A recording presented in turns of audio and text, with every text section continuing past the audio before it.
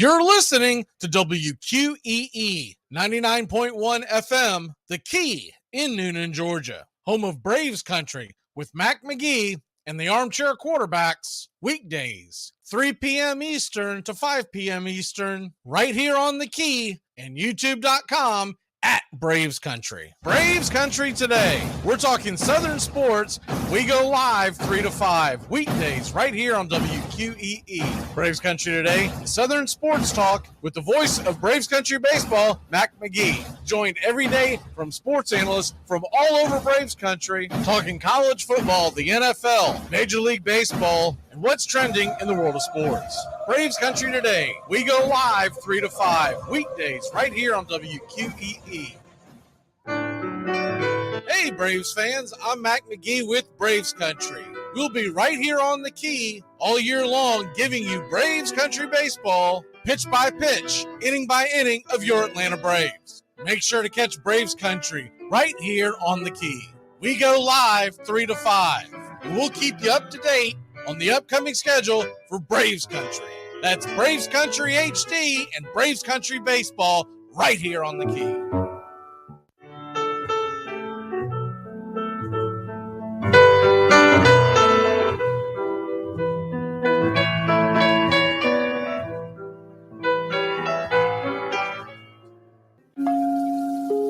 Lineup for yesterday by Ogden Ash. A is for Alex, the great Alexander. More goose eggs he pitched than a popular gander. B is for Bresnahan, back of the plate. The Cubs were his love and McGraw his hate. C is for Cobb, who grew spikes, not corn, and made all the basemen wish they weren't born. D is for Dean, the grammatical diz. When they asked who's the tops, said correctly I is. E is for Evers, his jaw in advance, never afraid to tinker with chance.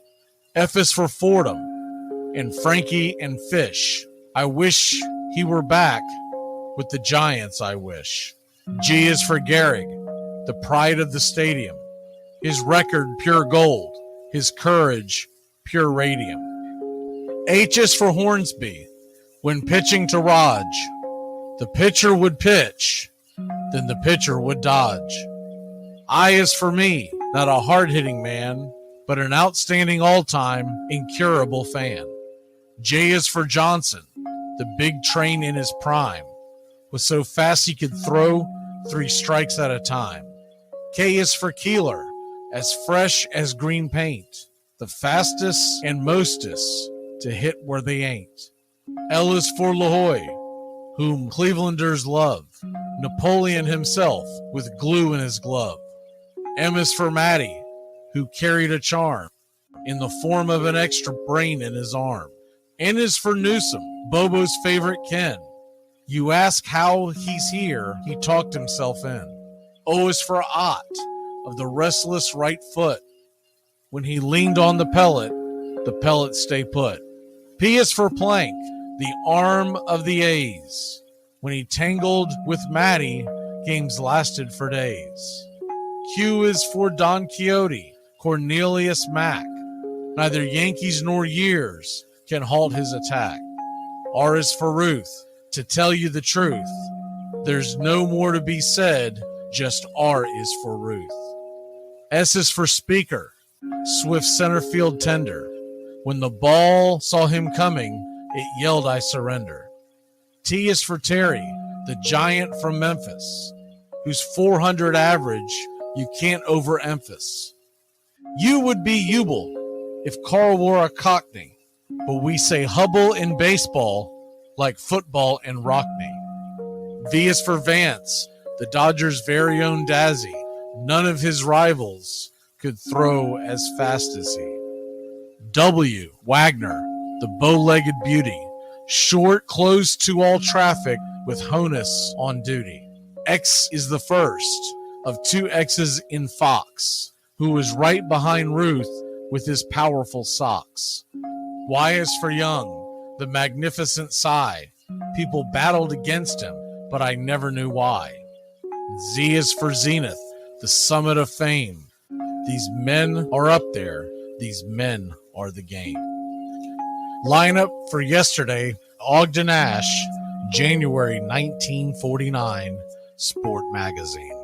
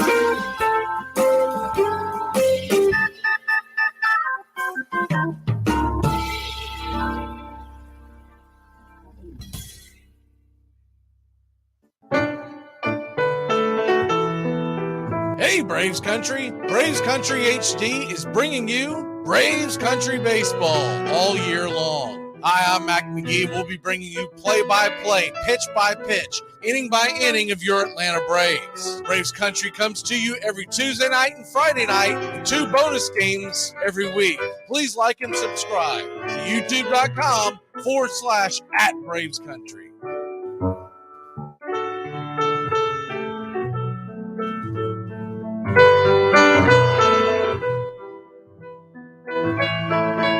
Casey at the Bat by Ernest Lawrence Thayer.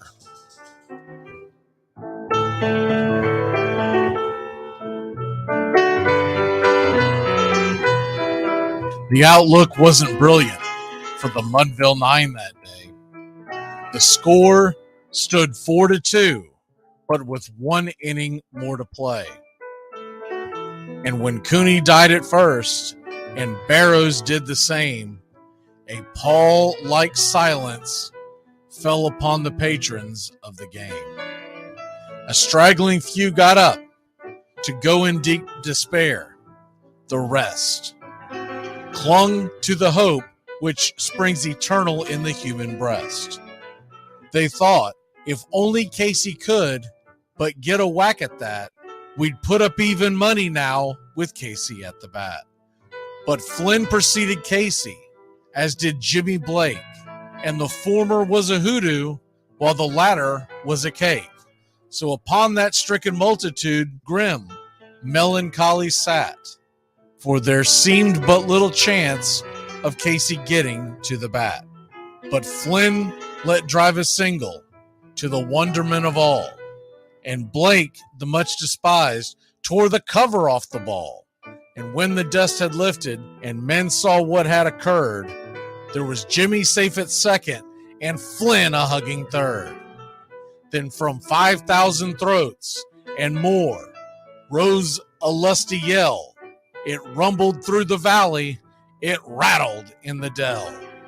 It pounded on the mountain and recoiled upon the flat, for Casey, mighty Casey, was advancing to the bat.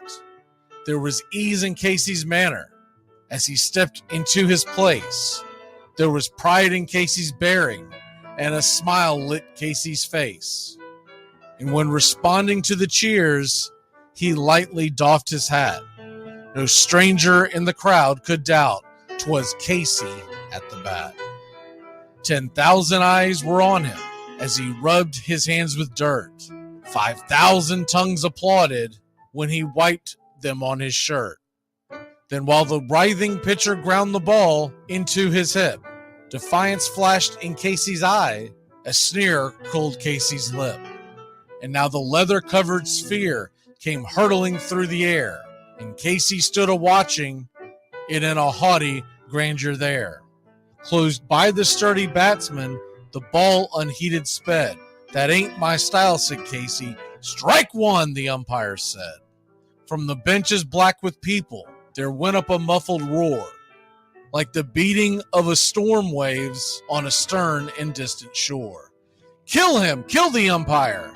Shouted someone on the stand, and it's likely they'd have killed him had not Casey raised his hand. With the smile of Christian charity, great Casey's visage shone. He stilled the rising tumult. He bade the game go on. He signaled to the pitcher, and once more the dun sphere flew. But Casey ignored it, and the umpire said, "Strike two!" "Fraud!"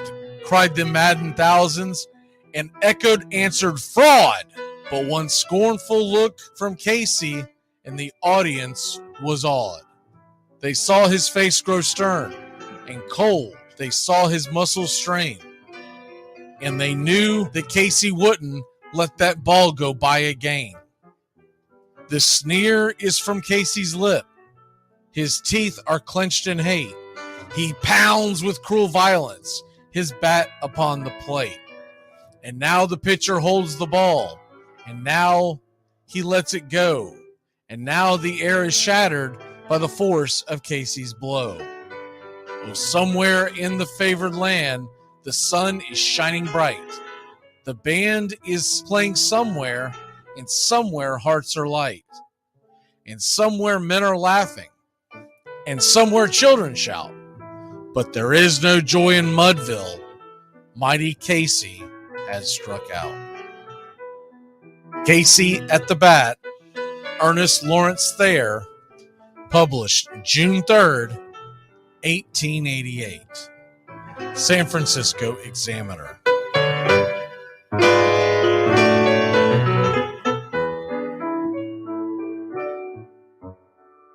Braves Country today. We're talking Southern sports. We go live 3 to 5 weekdays right here on WQEE. Braves Country today, Southern sports talk with the voice of Braves Country baseball, Mac Magee. Joined every day from sports analysts from all over Braves Country, talking college football, the NFL, Major League Baseball, and what's trending in the world of sports. Braves Country today. We go live 3 to 5 weekdays right here on WQEE. Hey, Braves Country. Braves Country HD is bringing you Braves Country Baseball. Braves Country comes to you every Tuesday night and Friday night, and 2 bonus games every week. Hi, I'm Mac Magee. Magee, and we'll be bringing you play-by-play, pitch-by-pitch of your Atlanta Braves. It's free to listen. Please like and subscribe. YouTube.com/@Braves Country. Braves Country Baseball for the fans, by the fans. You're in Braves Country.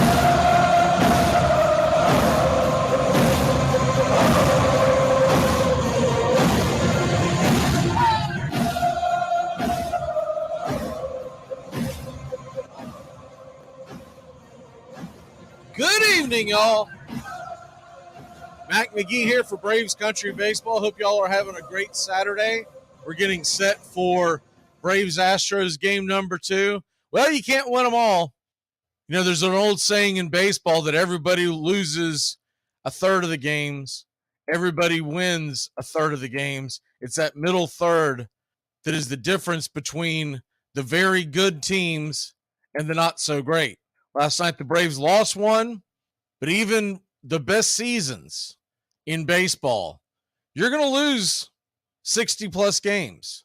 So the Braves go to rebound tonight.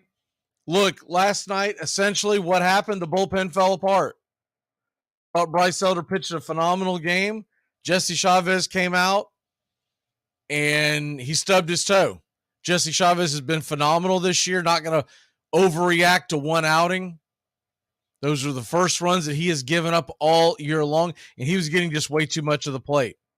I would suspect that we'll see him either tonight or tomorrow night because you don't want something like that to linger. So normally they run a guy back out there pretty quickly to get his feet back out from under him or back under him.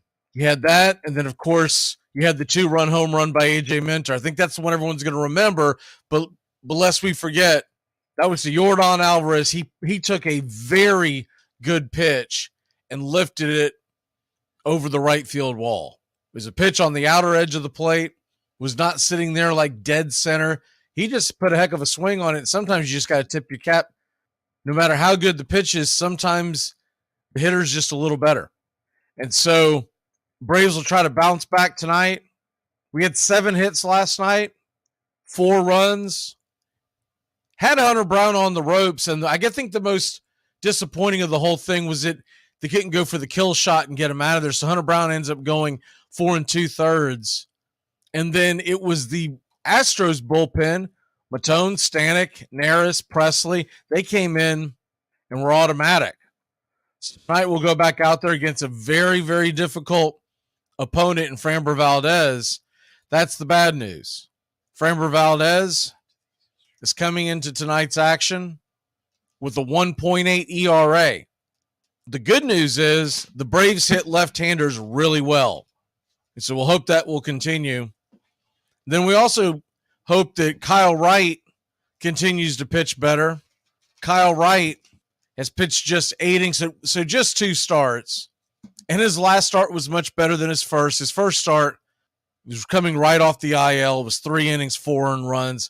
Last time out, almost a quality start with 5 2/3 and 2 runs. And Wright would have had the win in that game, but didn't get a lot of run support, and the bullpen coughed up a couple runs. And if you remember, that was the game that Vaughn Grissom got the game-winning RBI at Kansas City. But Wright's going to be back out there on the mound tonight, and I suspect Wright's going to go out there and deal. I think we're only a few starts away from seeing last year type of Kyle Wright. So hopefully he'll hit the ground running tonight and have a good night.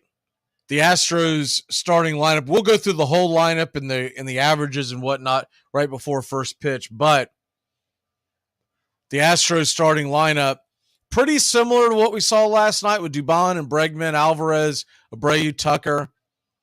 The only real difference is behind the plate tonight as opposed to Diaz, it's Maldonado. And Maldonado famously not a very good hitter, so he's batting ninth, but very good on defense. So the Braves are going to have to keep that in mind as aggressive as we have been on the base paths. Kyle Wright's going to face a lineup. I think the main 2 guys that he's going to have to worry about are the main 2 guys you would have had to worry about last night as a right-handed pitcher. It's Alvarez and it's Tucker. Now, obviously, Bregman is an elite hitter, but he is a right-hander, and he's not hitting that well right now. The 2 most dangerous bats in that Houston Astro lineup right now is Yordan Alvarez and Kyle Tucker. So if you can navigate around them and then get some runs on the board, I think the Braves will have a pretty good night tonight. We've got Acuna, Olsen, and Riley and Murphy. None of that changes. With the lefty on the mound, they're going to go with Albies at the number 5 spot. I feel like he should be at the number 5 spot regardless. Really not a fan of what they've been doing with Eddie Rosario. He's hitting way too high up in the lineup. But with the lefty on the mound, he won't be getting the start. Now, that's a different issue. We'll get into that here in 1 second. Grissom's going to be right behind Ozzie, and then you got Pilar in the bottom of the order for the Braves. It would be great to get anything out of these guys, Ozuna and Eli White. Now, we know Eli White's going back down the moment Michael Harris comes off the IL. Nothing new on Harris. The only thing that I've seen of recent was that he is not yet taking live batting practice. But there's talk about him doing that sometime, possibly tomorrow. There is news front on d'Arnaud. Travis d'Arnaud has caught a side session today and did some more hitting. And Brian Snickers said d'Arnaud felt good and that he'll keep monitoring him, specifically after he does a lot more activity like today. If d'Arnaud feels normal, they'll ramp him up for more activity. I'm thinking at this point, best case scenario is that he's back for the Mets series. Remember something, he's a Mets killer. And that series starts next weekend. And I do have some news on that. I'll continue to pass this along throughout the broadcast, but we are going to bring you all 4 games of Braves Mets. Got that worked out this morning. So Friday night, Saturday afternoon, and then the Sunday afternoon and Monday early afternoon game. All 4 games, Mets, Braves, will be right here on Braves Country HD. But Travis d'Arnaud looks like, coming back from that concussion, that he's got a decent shot of possibly being ready for the Mets series. They may try to put him in prior to the home series. Right after this one is against the Marlins. We'll have Tuesday nights and Thursday afternoons game of the Marlins series. But Michael Harris, at this point, your guess is as good as mine. I would have thought he would have been back by now. When he was first injured, they acted like it was just precautionary. And now we're talking about quite a stint here. He's well past the 10-day IL. And I thought for sure that he would be back by the Houston series and definitely by the Mets series. And now I'm starting to wonder. So I get it. They're being cautious. But these games are just as important as ones they'll play in July, August, September. So hopefully we'll get them both on the field in New York by next week. But I'm just being realistic, and I hope we have d'Arnaud, and we'll just kind of work our way around not having Michael Harris. On that note, with the Mets series, remember something. If my math is right on that, when you look at the Mets series and Max Scherzer getting tossed, and remember he got the 10-game suspension.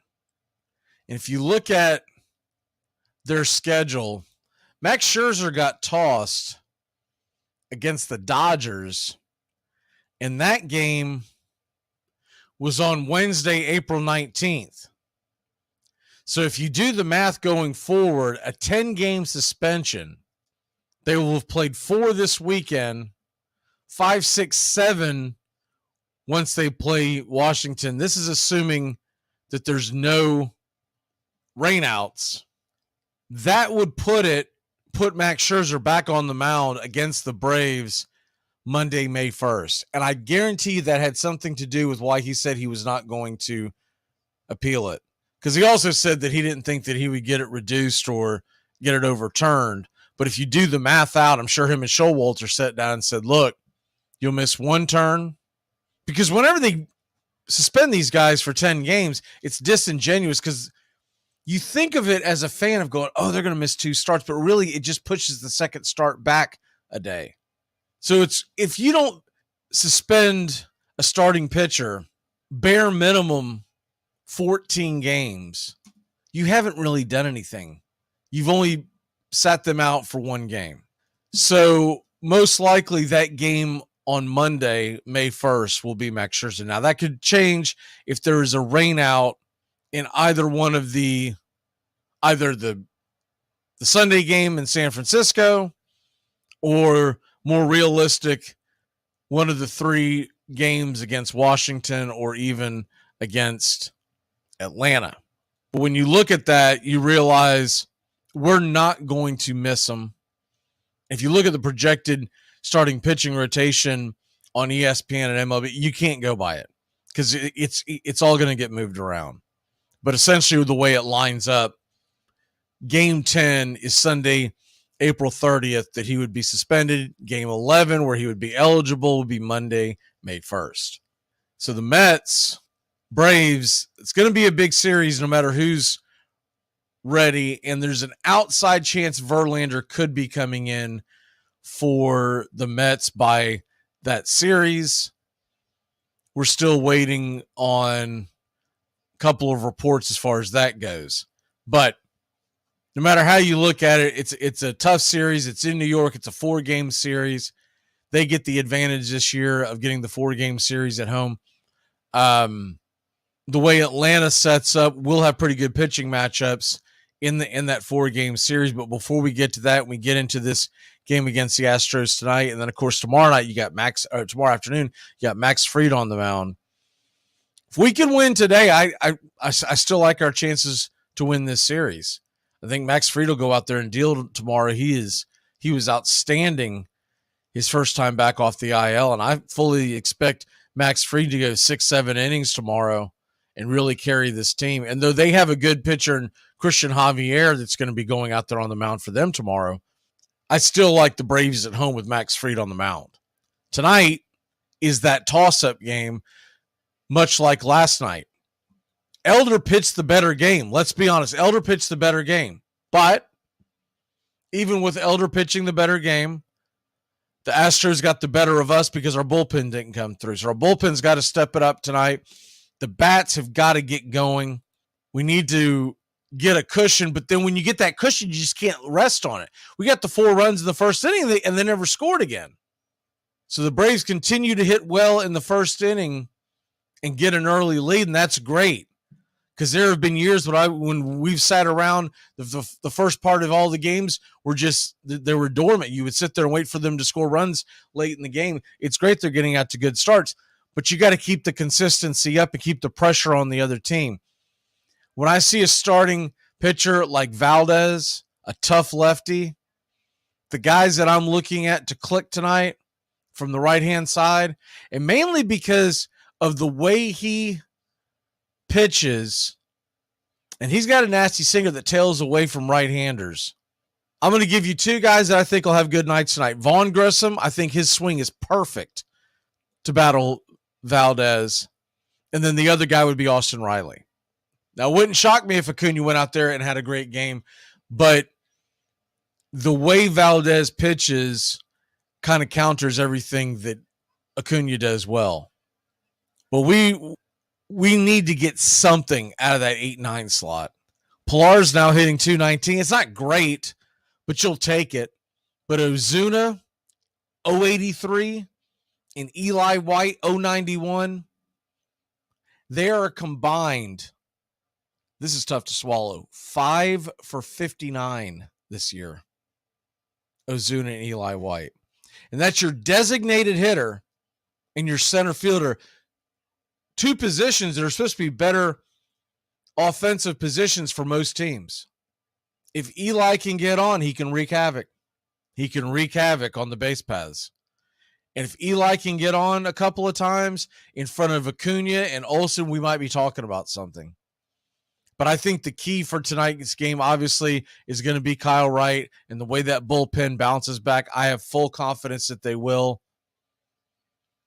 We're going to need a few runs, but I think it's going to be a fairly low-scoring game. I'm going to take the Braves 5-3 in a win tonight. It's about time to step aside and get ready for Braves country baseball as Atlanta, clinging to a narrow lead in the NL East, need to go ahead and get some breathing room. All right, we'll be back in a flash. Get you ready for Braves country baseball.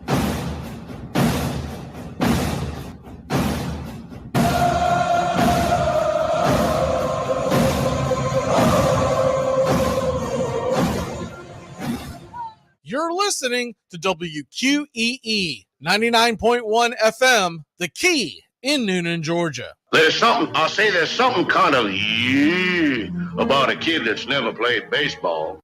If baseball is about caring, about loyalty and rivalry. Baerga is 0 for 3. Left center field. Grissom on the run. The team of the 90s has its world championship. There's a very peaceful thing. It was created and played in pastures and meadows. There's grass, there's outdoors, there's everything that people thought was American and feel about America. You get in a ballpark, and it's the wonder of walking through that dark tunnel and seeing a huge open space where men play the little boy's game.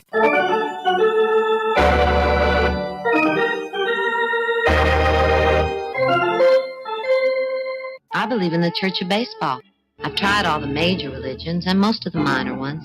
I know things. For instance, there are 108 beads in a Catholic rosary, and there are 108 stitches in a baseball. I prefer metaphysics to theology. You see, there's no guilt in baseball, and it's never boring. It's a long season, and you gotta trust it. I've tried them all, I really have, and the only church that truly feeds the soul day in, day out is the Church of Baseball. Touch them all, Joe. You'll never hit a bigger home run in your life. A room in right center. If he hits one there, we can dance in the streets. The 2-1.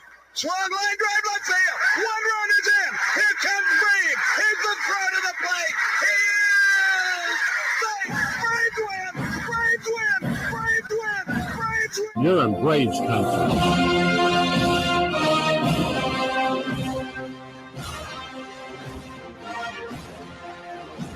We're down to one strike here. Gurriel, the last hope for the Houston Astros. Here's the 0-2 pitch.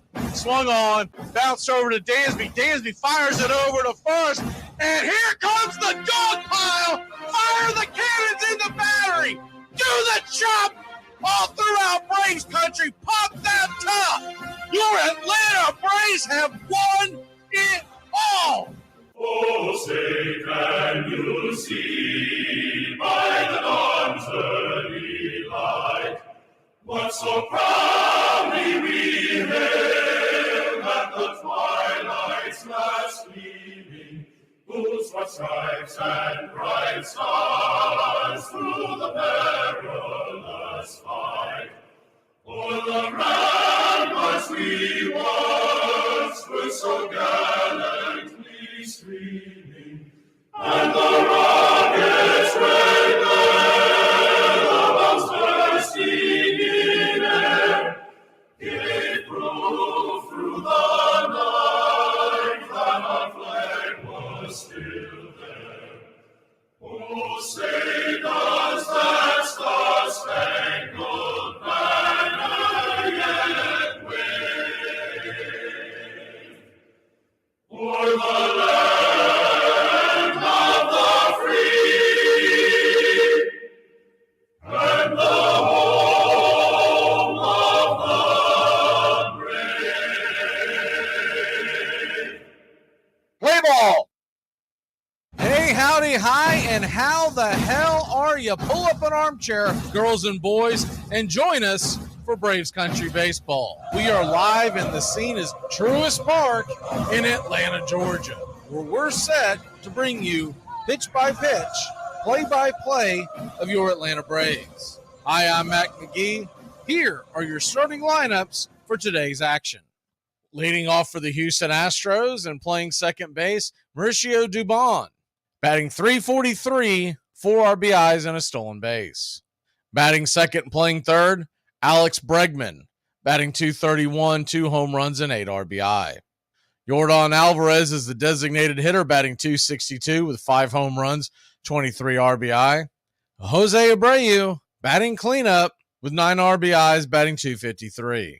Kyle Tucker, batting fifth and playing right field. He's hitting .294 with 4 home runs, 15 RBI, 4 stolen bases. Jeremy Pena, playing shortstop tonight and batting sixth, batting .200, 3 home runs, 12 RBI, and 5 stolen bases. Corey Julks will be out in left field. He's batting .300 with 2 home runs, 5 RBI. Myers is in center field and batting .250. And batting ninth is the catcher, Martin Maldonado. He has 1 home run, 3 RBI, and batting .186. His battery mate on the mound tonight for the Houston Astros, Framber Valdez, who comes in at 1-2 with a 1.8 ERA, 1.16 whip, 25 innings, 25 strikeouts, 8 walks, and 1 home run allowed. And now for the starting lineup for your Atlanta Braves. Leading off and playing right field, Ronald Acuna Jr. He has 3 home runs, 11 RBI, 8 stolen bases, batting .369. Matt Olson playing first and batting second, 6 home runs, 20 RBI, and a .266 average. Austin Riley batting third and playing third with 4 home runs, 12 RBI, batting .293. Sean Murphy, 4 home runs on the year behind the plate. He has 14 RBI and a .250 average. In the 5 slot is Ozzie Albies, playing second base with 4 home runs, 16 RBI, and batting .241. Vaughn Grissom hitting 6th and playing short. He has 3 RBI, batting .269. Kevin Pillar, 2 RBI and a .219 average in left field tonight. Marcell Ozuna is your designated hitter, 4 for 48 on the year, 2 home runs and 2 RBI. Eli White will be patrolling center field with the .091 average. And on the mound for your Atlanta Braves, Kyle Wright comes in with just 8 innings pitched, a 6.23 ERA, 1.73 whip, 8 hits allowed, 9 strikeouts, and 7 walks. Tonight's umpires here at Truist Park in Atlanta, Georgia. Home plate umpire, C.B. Buckner. First base umpire will be Chris Segal. Second base will be manned by Ben May. And third base umpire, Jeff Nelson down the line. Capacity crowd of over 41,000 tonight. We're just about ready for first pitch. So grab you a cold one and an armchair. It's just about time for Braves Astros, game number 2 of a 3-game series. Right here on Braves Country HD. Please like and subscribe. Get ready for Braves Country Baseball.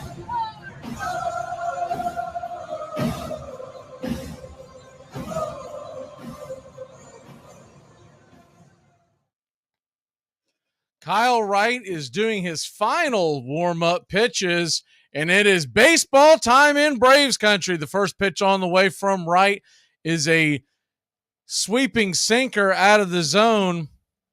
Taken for a ball, it's 1-0 to Dubon. Righty-righty matchup. The 1-0 pitch, swing and a miss. Outer edge, right past him. It's evens up the count at 1-1. Mauricio Dubon batting .343 on his young season. The 1-1 just off the plate wide. Sinker missing. This time the curveball, excuse me. It's 2-1.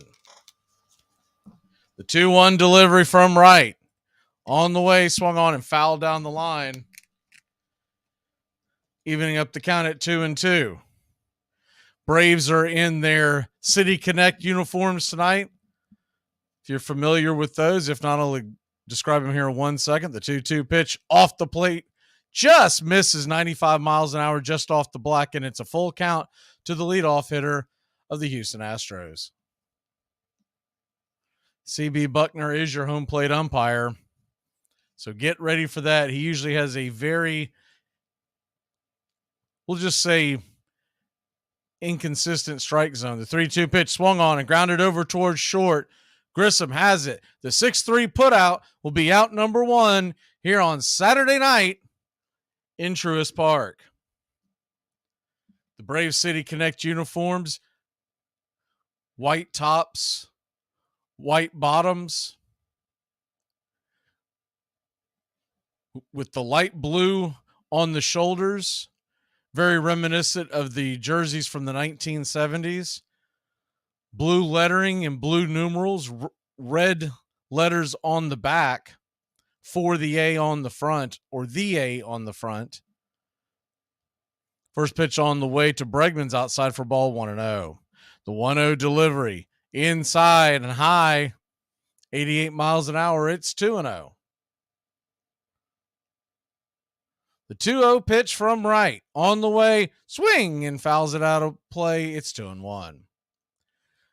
If you missed it earlier, the New York Mets lost today, so the Braves have a chance to gain a half game if they win tonight. Braves came into action this morning up a half game on the Mets, so they're a full game up right now. The 2-1 pitch from right there inside, just misses. It's 3-1.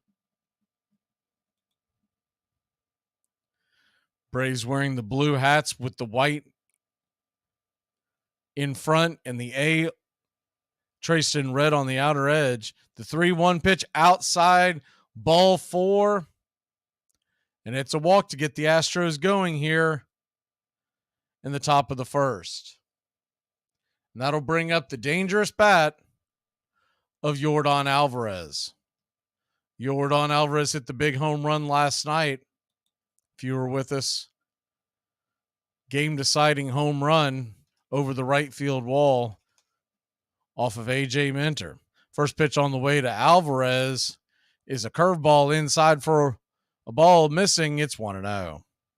Alvarez batting .262 on the year, a .926 OPS. The 1-0 from right, kicks and deals, and just misses on the outside. It's 2-0. Buckner normally has a very, very tight strike zone, usually very difficult on the pitchers. He averages about 1.23 more runs a game on the games he calls than the major league average. The 2-0 pitch right there for a strike, and it's 2-1. Braves nothing, Astros nothing. We're just getting started here in the top of the first inning here on Braves Country Baseball. The 2-1 pitch, swing, and that ball's hit high and deep into left field. Going back on the track, making the catch is Pilar for a loud out number 2. 2 away here in the first. Bregman has to retreat back to first.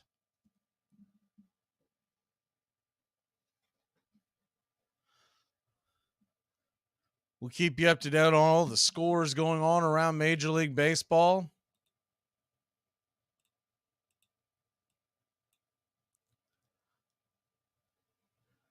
So that'll bring Abreu to the plate. Abreu batting .253. The first pitch on the way to Abreu is right there for a strike. Sinker inside, and it's 0-1.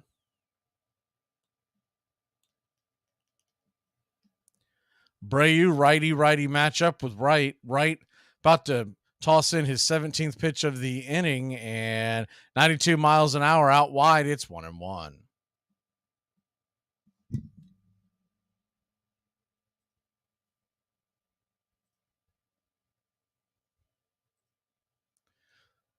The 1-1 pitch. I'll get that pitch cast up here in a second. I thought we had it up. The 1-1 pitch, high and inside. It's 2-1.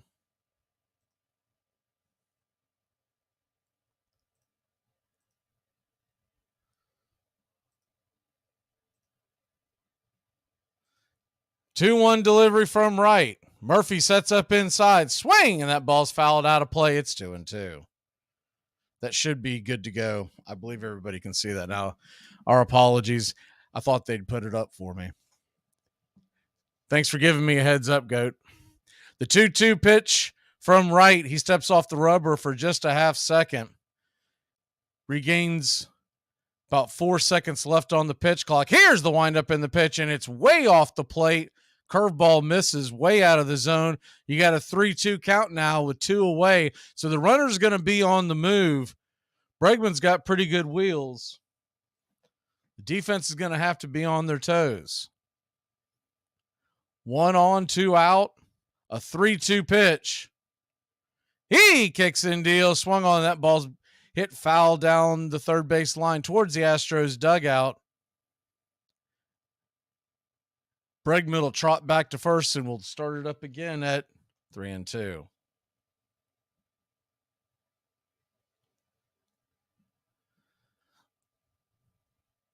Abreu, always a candidate for a ground ball out. The 3-2 pitch. Swung on, and that ball's hit right over to Ozzie. It'll be an easy play, a 4-3 put out, and that'll end the inning. So the Astros put 1 on, but fail to score. When we come back, Acuna and the boys grab the bats here on Braves Country Baseball. What can I say? I guess you're on to me. You said you'd take a bullet for me. You'd never take a bullet for me. Probably not. No one ever takes a bullet. It's just something people say that they don't mean, like, how was your day? Or, we'll stop if it hurts. Here are some baseball facts you might not have known. When the Dodgers beat the Giants in the 2021 NLDS, it was Max Scherzer who closed out the game. Because the score was 2-1, Scherzer was credited with a save. It was the very first save of Scherzer's 16-year-long professional career. In 1980, the legendary Willie Mays was actually banned from baseball. Commissioner Bally Coon learned that Mays had taken a job at a casino and was concerned that he would gamble, even though he only worked there as a greeter. The ban didn't last long and was reversed 5 years later in 1985. You'll do anything to stay healthy, so isn't it time to think about your water? Aquasana water filters remove contaminants other filters don't, like lead, bacteria, viruses, and pesticides, up to 99% of 88 contaminants, while leaving vital minerals you need like potassium, calcium, and magnesium. Visit waterfilter.com now. That's waterfilter.com for pure, delicious water and the ultimate peace of mind. Aquasana, better water, better you. In 1912, Boston fans had both a championship and a bright new ballpark to boast about. It was there they had beaten the New York Giants, and fans were convinced it had brought them good luck. Built in a marshy area called the Fens, the park's most prominent features included a badly sloping left field that was called Duffy's Cliff, because Red Sox left fielder Duffy Lewis had learned to play it so well. The left field wall was just 320 feet from home plate and was very friendly to right-handed hitters and very damaging to the windows of store owners across the street.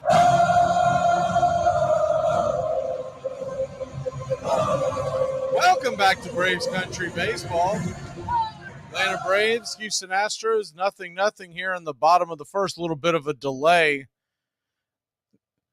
Appears to be some technical issues. So we'll take that opportunity to go ahead and hit the scoreboard.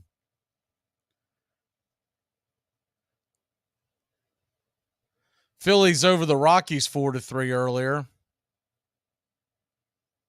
Giants beat the Mets 7-4. All of these games in the books. We'll get to the others in a second. Yankees over the Blue Jays 3-2 in a walk-off.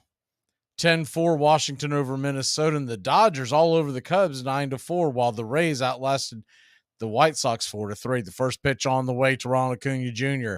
as we finally get the first pitch from Framber Valdez on the way and swung on, and that ball is roasted up the middle. A worm burner between second and short, just left of the second base bag.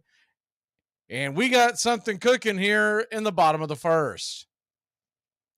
Saw a statistic. It was going into the last night's game, and I meant to mention it, and it slipped my mind. And for some reason, I didn't put it in my notes. But Ronald Acuna Jr. is the first pitch on the way to Matt Olson is right there for a strike, letter high, lefty-lefty matchup. It's 0-1. He was a whopping 14 of 28 when leading off an inning going into last night. The 0-1, Valdez is going to flip it over to first to keep Acuna close by. We'll start it up again. I couldn't believe that statistics. I mean, hitting 500, and I know it's a fairly small sample size, but 28 at bats. Acuna is off and running, and here's the pitch. Acuna's going to be vroom, vroom safe at second. He gets up and does his motorcycle mime, and the Braves have a runner on second in scoring position with nobody out. The pitch was high and inside, so now we've got an even count on Matt Olson. Maldonado tried to throw it from his knees because of such a great jump. The 1-1 pitch is swung on a grounded foul. It's 1-2 to Olson.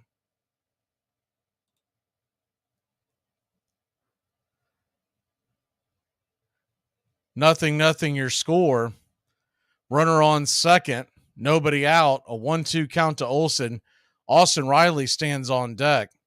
These games are currently going on. Reds trail the Pirates 1-0 in the second. Tigers and Orioles are scoreless in the second. The 1-2 pitch inside. Olson had to get skinny for a second, and it's 2-2. Didn't quite have to step out of the way, but it was a little too close for comfort. Red Sox Brewers just getting going in the second inning, scoreless. Rangers and A's are tied at 2 in the second. The 2-2 pitch. Swing and a miss, strike 3. Kind of a half-hearted swing by Riley. I think he was a little bit tricked by the pitch. Started to go, and by the time he wanted to not go, the bat was already fully out. So 1 away. Acuna stands on second, and Austin Riley comes to the plate. Valdez kicks and deals, throws that nasty curveball of his down below the knees, taken for a ball by Austin, and it's 1-0.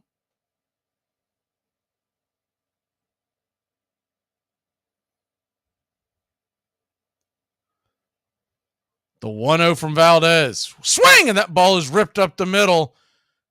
Hit right to Dubon, but Acuna has to go back to second. He'll chase the runner back to second, flip it over to first, and there's 2 away. Ball was hit on a rocket right to Dubon, a one-hopper. Acuna had no chance to advance and would have been dead meat if he would have tried. So it'll be up to Murphy now if the Braves want to score here in the first inning. What was once promising, runner on second, nobody out. Here's the 0-1 pitch, and Acuna's on the way. He's going to steal third. He steals third with no throw. An absolute, when I say he had a jump, he had a leap. He had a crow hop over to third. The 0-1 pitch is in the dirt, gets away from Maldonado, but not far enough away in front for Acuna to come down the line, evening up the count at 1-1.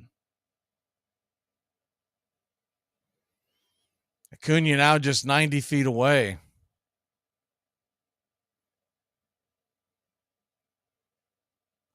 Braves and Astros tied at 0 apiece here in the bottom of the first, just getting going on your Saturday night Braves country baseball. The 1-1 pitch just clipped the inside corner. You can tell Murphy didn't like it, but he's not going to bark about it because he wants to make sure Kyle Wright gets those same calls. So Murphy now down to his last strike. Got to find a way to get Acuna in.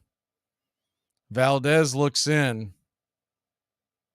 Coming from the stretch, the 1-2 pitch. Kicks and deals, and curveball swung on and banged foul down the third base line. We'll do it again. It's 1-2.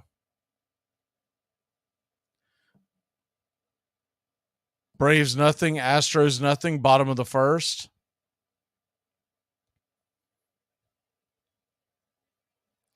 Acuna stands on third with 2 away, with 2 stolen bases in the inning. The 1-2 pitch, swing, and just got a piece of that. Rolls to the backstop, foul.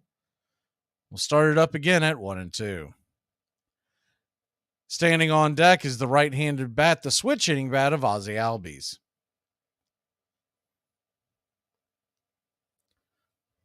Of all the City Connect uniforms, you got to say that the Braves have some of the better ones. Most of those City Connect uniforms are disasters.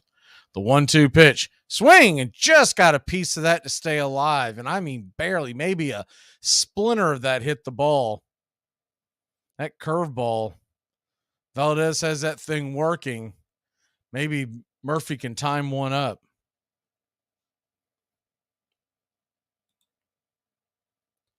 A 1-2 pitch. Valdez kicks and deals. Inside strike. Got him. Looking, and that'll end the inning. So the Braves threaten but fail to score. When we come back, the 5, 6, 7 hitters for the Houston Astros. Where's the scissors? I gotta give this thing some flavor. What are you doing? Crew necks are for squares and Mormons. Oh, cute. Should we do mine? I don't know. If you have no car, why open the garage? Here are some baseball facts you might not have known. Hall of Famer Jim Palmer is arguably the best Orioles pitcher ever. He had the most wins in the 70s and was remarkably good at limiting homers. Over his 19-year career in the league, Palmer never gave up a grand slam or allowed back-to-back home runs. The legendary Derek Jeter holds a pretty impressive record. He's played the most games at one defensive position without ever playing another, with 2,674 games at shortstop. To protect her home and family in a disaster, Karen was willing to wade through water, mud, and insurance paperwork. Yeah, I can do this. You go, Karen! By simply understanding and updating what her insurance covers and doesn't cover now, she'll be better prepared no matter when disaster strikes. Learn other simple ways to protect your home and family before a natural disaster at ready.gov. That's ready.gov. A message from FEMA and the Ad Council. I'm Amy Lawrence, and I'm up late, always, after hours, hanging out with you on CBS Sports Radio. Check it out, 2 a.m. Eastern, 11 p.m. Pacific. There's something in its intimacy. There's something in that incredible greenness. There's something in the peculiarity of the way that the outfield wall follows its meandering path from right to left. There's something about the way that it fits so tightly and neatly into the city, not surrounded by endless acres of ballparks. And there's something about the fact that it has been the site of so much baseball sorrow, has gone down there, that you can compare it to a Civil War battlefield. It is a vale of tears. You're listening to Braves Country Baseball on Braves Country HD. Please like and subscribe today, youtube.com/@Braves Country.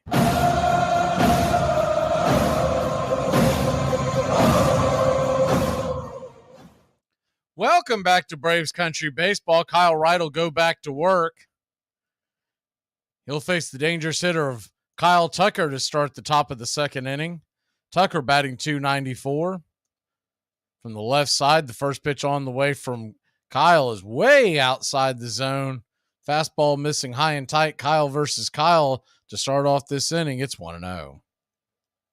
Tucker with a .931 OPS. The 1-0 right there at the knees. Good changeup. It's 1-1. Houston Astros are in their navy tops with the orange lettering. The 1-1 swing and a miss. Pulled the string on that one. Dropped below the knees over the shoestrings. And it's 1-2. The 1-2 from right. In the dirt, did he go around? They will not appeal. Evening up at the count at 2-2.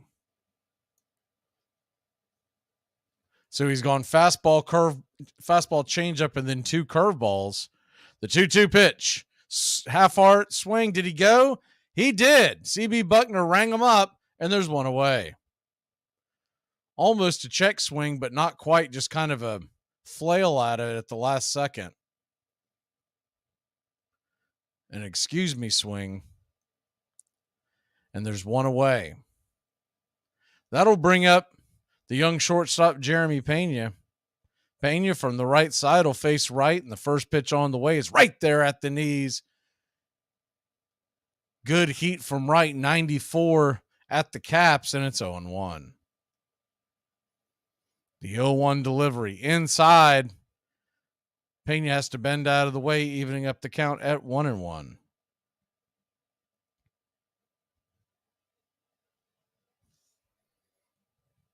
The 1-1 from right. Swing! And that ball is roasted up the middle, and that'll get down for a base hit.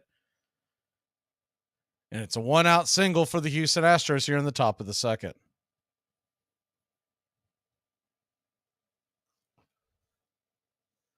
Ball got way too much of the plate. And Pena just sent it back right up the middle.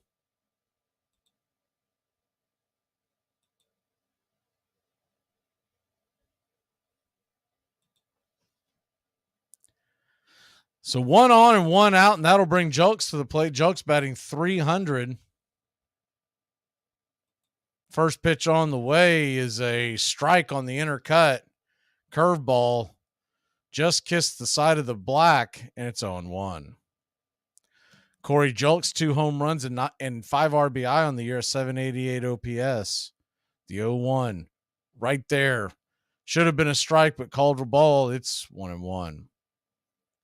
Sinker on the outer edge that was definitely in the zone. So that evens up the count for Julks. The 1-1 pitch swung on. That ball is grounded over to Riley. It is going to come off his glove, ricochet to Grissom. Grissom gets the carom, throws it over to first, but not in time. See how they score that. Sure, Riley will tell you that that should be an error. It hit his glove. Play he makes 99 times out of 100.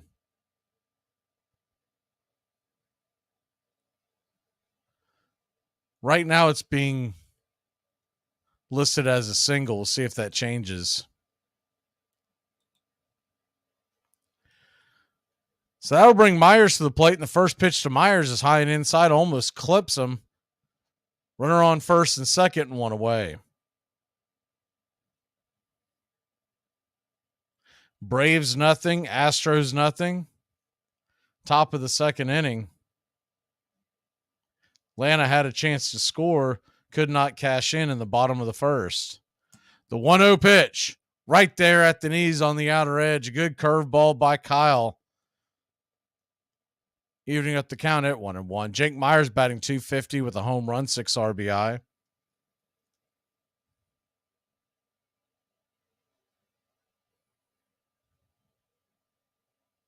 The 1-1. Sinker down below the knees. Good take by Myers. It's 2-1.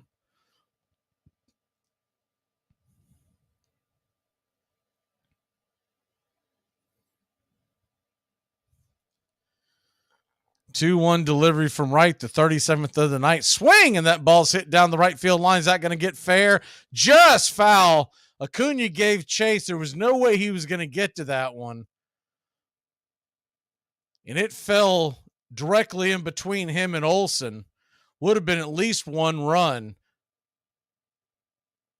Thankfully, fouled maybe 2 to 3 feet right of the right field line on the grass, rolling towards the dirt. So a 2-2 count, 2 on, top of the second. Deuces are wild. Here's the pitch, swung on. That ball's grounded over deep into short. Grissom has it. He's going to fire it across the infield. No chance to get the speedster Myers. He is booking towards first, and it'll be an infield single. Now there's really trouble brewing.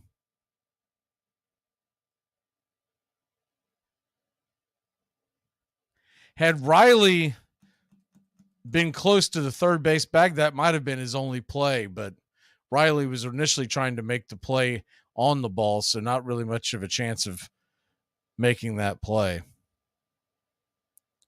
So you got the bases juiced and the number 9 hitter, Maldonado, up to the plate.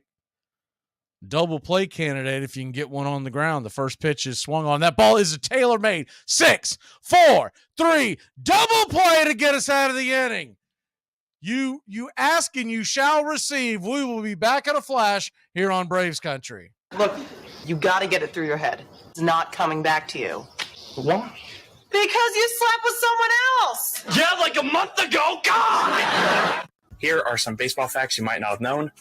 Mike Mussina is a Hall of Famer that isn't discussed much, even though he was a very good pitcher. On top of being an elite player, he was also very intelligent. He graduated from Stanford with a degree in economics and was almost the valedictorian of his high school. According to some reports, Mussina lowered his grades a little in order to avoid giving a commencement speech. Braves Country today. We're talking Southern sports. We go live 3 to 5 weekdays. Braves Country today. Southern sports talk with the voice of Braves Country baseball, Mac Magee. Joined every day from sports analysts from all over Braves Country, talking college football, the NFL, Major League Baseball, and what's trending in the world of sports. Braves Country today. We go live 3 to 5 weekdays. When something feels different, it could be Alzheimer's. Now is the time to talk. Visit alz.org/ourstories to learn more. A message from the Alzheimer's Association and the Ad Council. There is no greater optimist in baseball than President Charles Hercules Ebbets of the Brooklyn Club. For 30 years, he's been in baseball, and all that time he has had confidence in the Brooklyn fan. Through many seasons of losses and disappointments, he has carried the Trolley Dodgers, losing money year after year when those about him lost faith in the game as a paying proposition. But the confidence of Mr. Ebbets has never been shaken. He believed years ago, as he does today, that Brooklyn is a major league city and that it would support a good team. New York Times.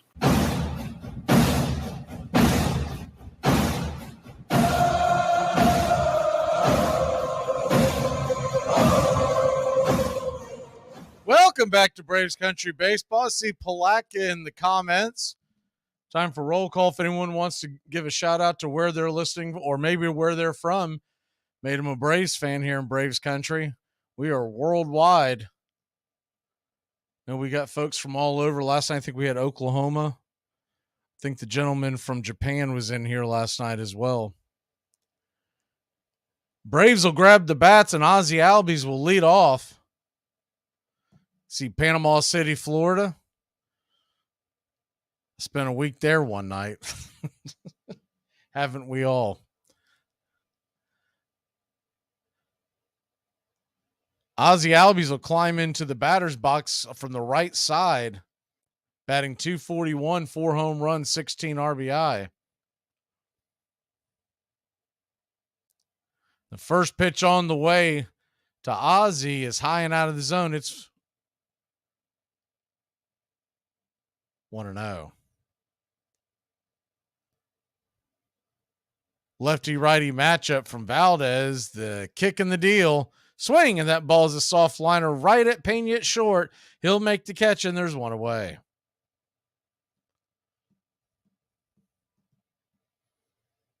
Remember when we used to go to Panama City in the early 90s, and you'd go down there, and there were a couple of clubs that were way at the bottom of the strip. We used to find rides with friends down there, and then we would hitchhike on our way back. I mean, stuff you wouldn't even think about doing nowadays. First pitch on the way to Grissom is swung on and fouled back out of play, and it's 0-1. Vaughn Grissom batting .269.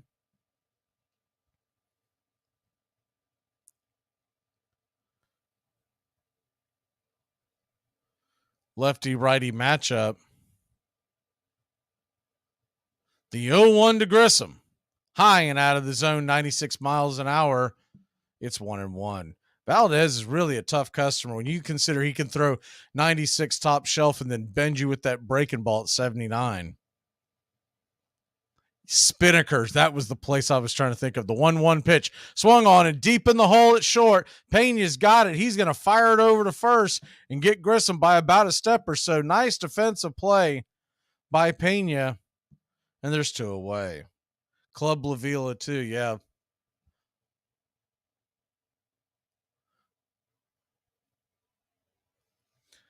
So 2 up, 2 down, and Kevin Pillar comes to the plate batting .219. First pitch on the way to Pillar is a curveball off the plate, but a wide strike by C.B. Buckner, and it's 0-1. If he gets that call night long, he'll spin a shutout.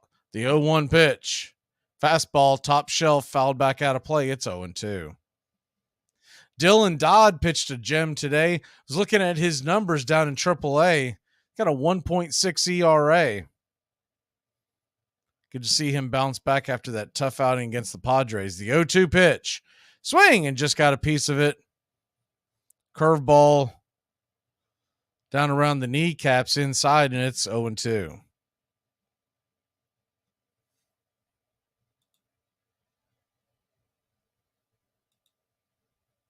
The 0-2 pitch from Valdez. Kicks and deals. Curveball froze him, and that'll end the inning. Good pitch by Valdez.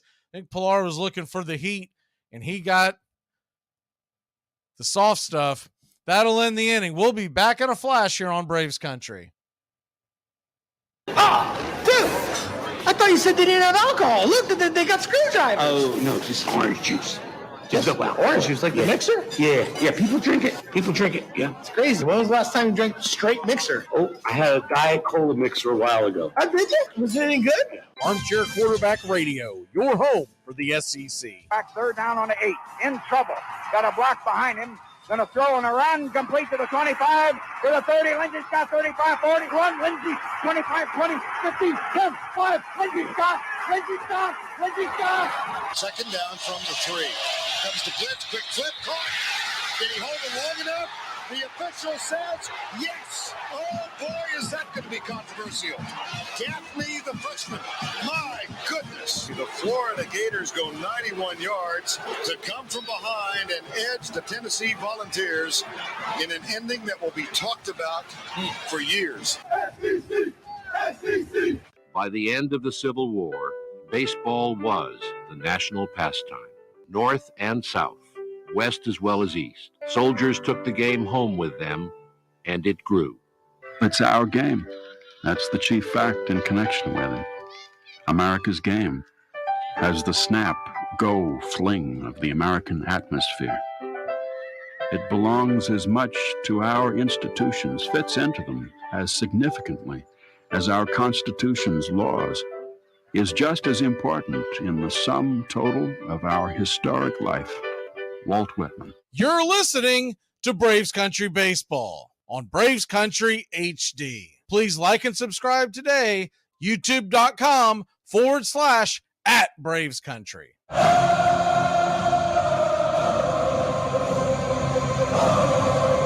Welcome back to Braves Country Baseball. First pitch on the way from Kyle Wright is a curveball outside the zone, taken by Dubon, the leadoff hitter. It's 1-0. The 1-0 pitch from Wright, swung on and grounded straight to short, and it's going to pop out of the glove of Grissom. That's got to be an error. E6 on the play. Grissom, easy play. Pops out of his glove, and at the same token, when he tried to regain his balance, his foot slipped. Appears to be okay. So another error at short. Braves will try to get around that. First pitch on the way to Bregman is a strike at the top of the zone. It's 0-1.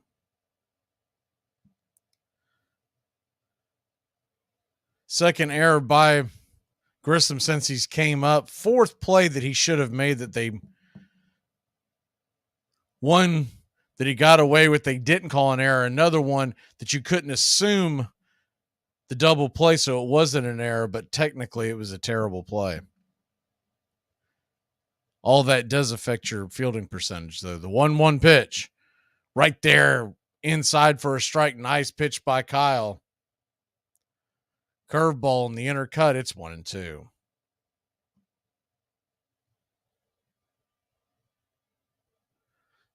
The 1-2 pitch from Wright.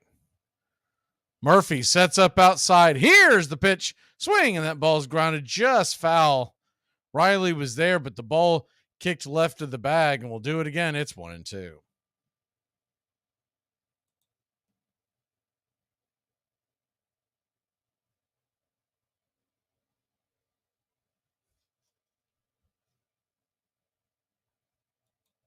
The 1-2 from Wright.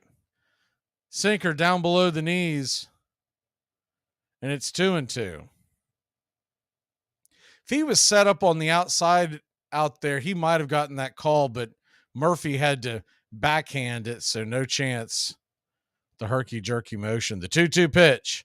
Swing, and that ball is going to be into center field and right at Eli. And Eli makes the catch.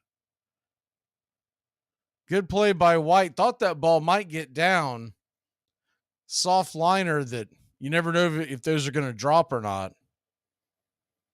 Good jump by White. There's one away. But far from out of the woods, Yordan Alvarez comes to the plate.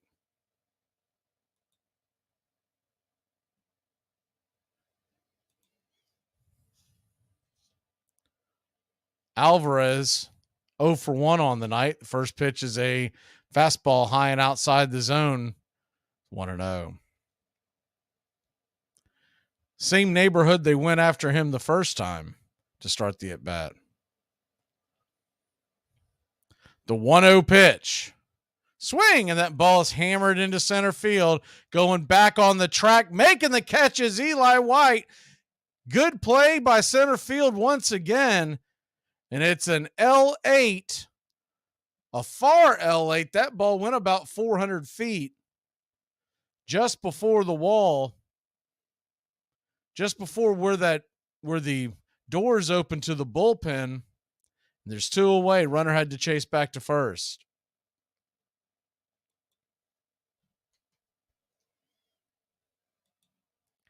First pitch on the way to Abreu is swung on and missed. And it gets away from Murphy. I thought he had fouled it off, but the way Murphy chased after it, must not have. See what happened here. The ball just popped out of his glove, so that'll be a pass ball on Murphy. Normally very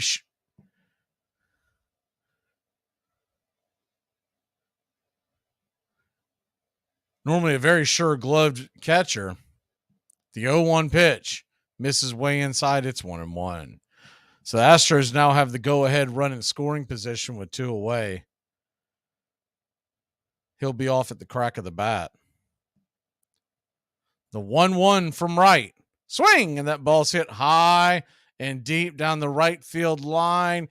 Chasing it is Acuna. He'll make the catch in the corner and give a souvenir to a young fan.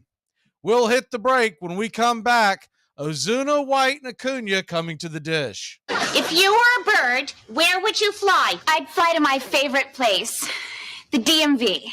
I was just going to say that. Red, we haven't heard a peep out of you. If I was a bird, I'd fly into a ceiling fan.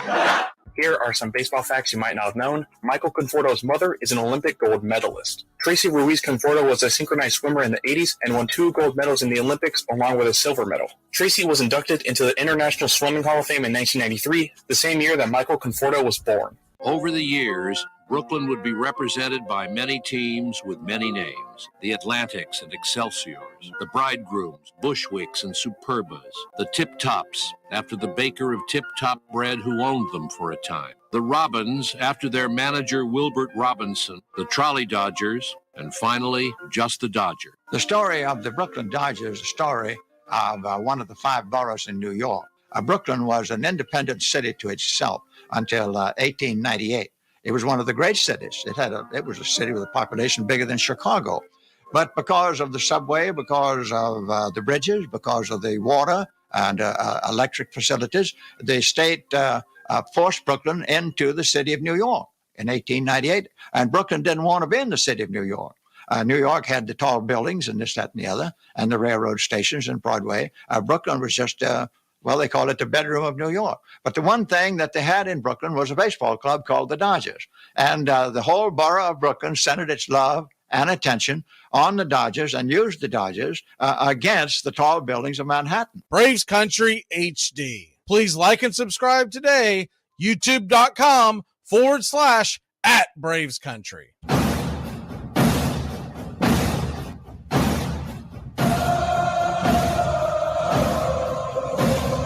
Welcome back to Braves Country Baseball.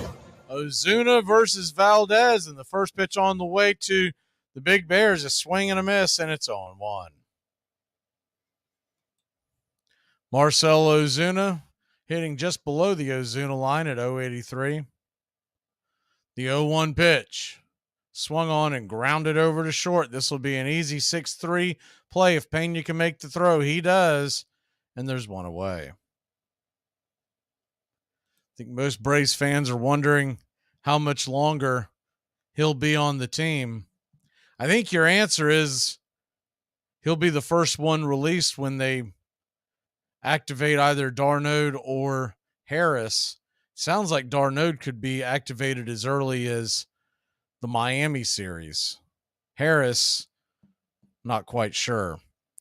First pitch on the way to Eli White is out of the zone and high. It's 1-0.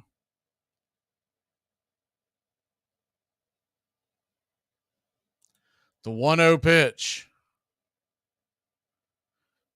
High and inside, evening up the count at 1-1, 95 mile an hour high strike. Valdez quickly back to work, kicks and deals, and that sinker falls down below the knees, 88 miles just off the plate. And it's 2-1.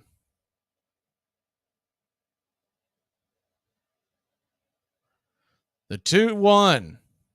Swing, and that ball is grounded foul towards third base. Standing on deck is Ronald Acuna Jr. The simple math of it is when someone becomes healthy, Ozuna, as poorly as he's going to be the first to go because you can't rely on his bat, his defense, or his legs. The 2-2 pitch in the dirt, and it's 3-2. And I've seen people ask, could they possibly be holding on to him because he's around 30 days from his 10-year? That's not something they're going to concern themselves with because someone will pick him up and give him a chance. He'll get to his 10 years. He'll stick around baseball long enough just to do that. The 3-2 pitch, swing, and that ball's rifled down the right field line, just foul. And I mean just foul. That thing gets down, it's at least 2 with Eli's speed. If it would have hugged the corner, we're talking 3. So a full count. Valdez kicks and deals, swing and a miss, strike 3. 97 miles an hour, blew it right by him. And there's 2 away. That'll bring up Ronald Acuna Jr., who singled his first time up.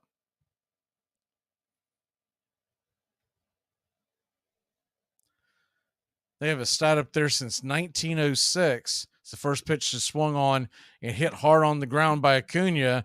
It's going to be a 6-3 putout to end the inning. So 1-2-3 for Valdez. Braves will be back at it here in a second on Braves Country Baseball. Okay, you guys, look, I know this is none of my business, but I have to ask. What's Sheldon's deal? What do you mean deal? You know, like, what's his deal? Is it girls, guys, sock puppets? Braves Country Today. We're talking Southern sports. We go live 3 to 5 weekdays right here on WQEE. Braves Country Today, Southern sports talk with the voice of Braves Country Baseball, Mac Magee. Joined every day from sports analysts from all over Braves Country, talking college football, the NFL, Major League Baseball, and what's trending in the world of sports. Braves Country Today. We go live 3 to 5 weekdays right here on WQEE. To protect his family from disaster, Steve used his camera phone. Done. By taking pictures of his important documents, Steve can always have them stored online. Learn more simple disaster prep tips at ready.gov. A message from FEMA and the Ad Council. How to improve your dining room by the Home Depot. New wood floors, new paint on the walls. Sure, you know us for that. But how about a new dining room table, matching chairs, bar stools? How about free and flexible delivery with easy online returns? Now you can explore decor in a whole new way. Save now on furniture. Everything for your home. Everything from HomeDepot.com. How doers get more done. U.S. only, valid through September 7th. Limitations apply. Baseball has these absolutely unique sounds. The sounds of spring, of summer, drift out across the fields. You know, the sound of the ball against the bat is absolutely extraordinary. I don't know any American male that doesn't hear that in the springtime and get called back to some moment in the past or summer days in the past. You're listening to Braves Country Baseball on Braves Country HD. Please like and subscribe today.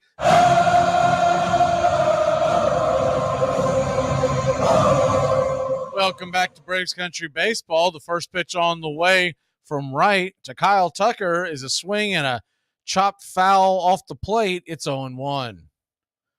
Kyle Wright starting him off with the curveball on the outer edge. The 0-1 delivery from Kyle. Swing, and that ball is fouled off the plate and off of Murphy.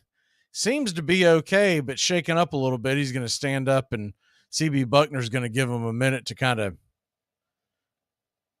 shake it off. Think that ball, when it fouled off of Tucker's bat, it went straight into his shin. Now he's got the guard there, but depending on how that hit him, those are never fun. 0-0, your score in the top of the fourth. The 0-2 pitch from right. Kicks and deals. Fastball just misses inside. Tried to catch him napping. 95 miles an hour, missed it by a couple of inches, and it's 1-2. Right. Zips one right there. Got him! Just below the knees. Probably not a strike, but Buckner rang him up. Tucker is not happy. Look like it might have been a touch below, but definitely too close to take with 2 strikes. Where he caught it was definitely below the zone, but where it crossed the plate might have been a little closer than what the pitch column shows, because it was a sinker. First pitch on the way from Pena is a curveball wide and out of the zone. It's 1-0. Jeremy Pena is 1-for-1 with a single in the second. The 1-0 pitch. Inside for a ball. 2-0. Curveball to start off the at-bat. Heat and Bucks are 22-21 Miami in the first quarter. The 2-1 pitch. Swing and a miss. It's 2-1. Curveball at the bottom of the zone. The 2-1 pitch. Fastball right there at the knees. Inner cut. It's 2-2. So he went curveball, and then zipped one in there to even up the count at 2-2. See what he dials up here after the batter timeout. Pena is ready. The 2-2. Swing, and that ball is hit foul off the plate. Looks like another curveball. We'll do it again at 2-2.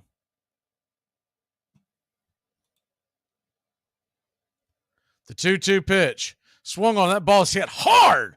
A one-hopper right to Riley. He didn't catch it. It caught him. He grabbed it, threw it over to first, and a 5-3 put out after the whiplash. Riley's got kind of a smile on his face. One of those you're awake now type of plays. And there's 2 away. Raise of the glove by Wright. The great defensive play there. Once again, that ball shot right at him. I didn't see it at the time, but it kind of ricocheted off the inseam of his glove. So he caught that on the hop and then fired it over to first. Kind of a nifty play.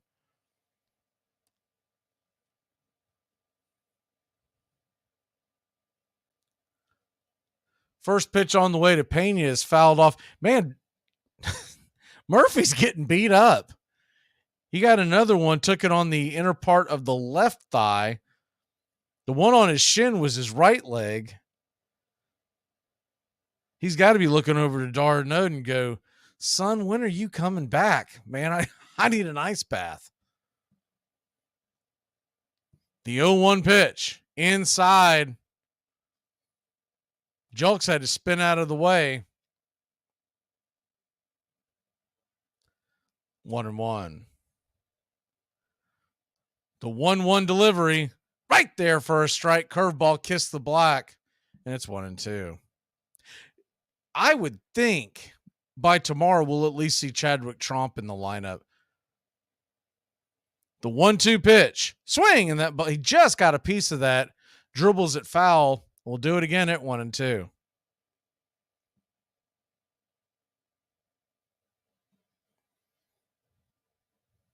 If you remember last year when Chadwick Tromp came up, he was playing pretty well in the Miami series and got injured, and that kind of did him in. The 1-2 pitch off the plate wide, evening up the count at 2-2.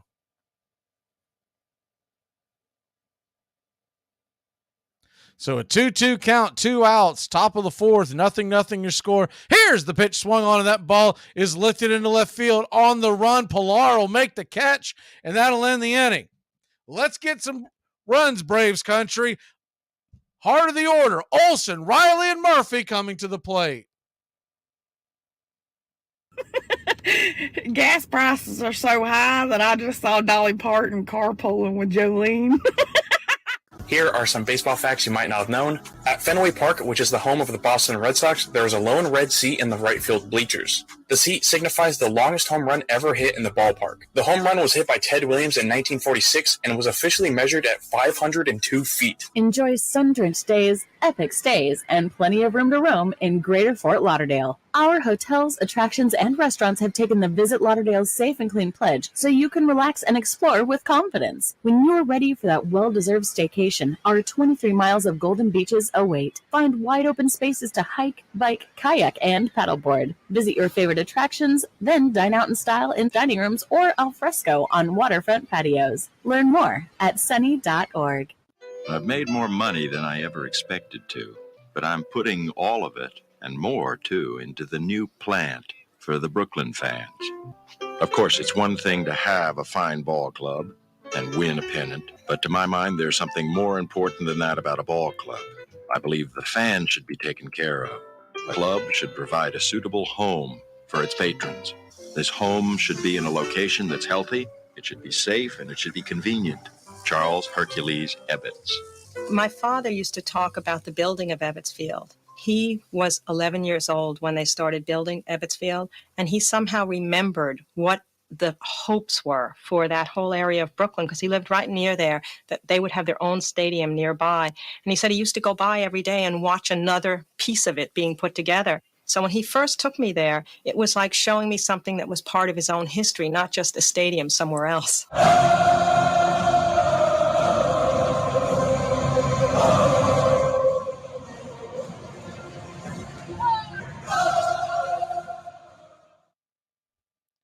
Welcome back to Braves Country Baseball.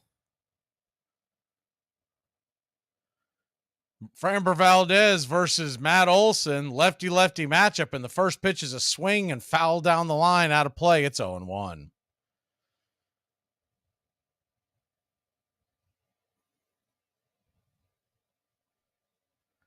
Braves nothing. Astros nothing.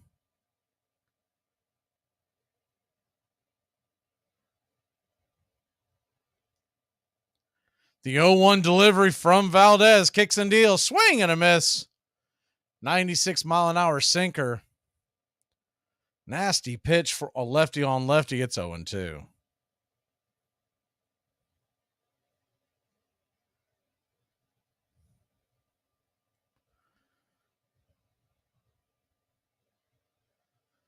The 0-2 pitch from Valdez.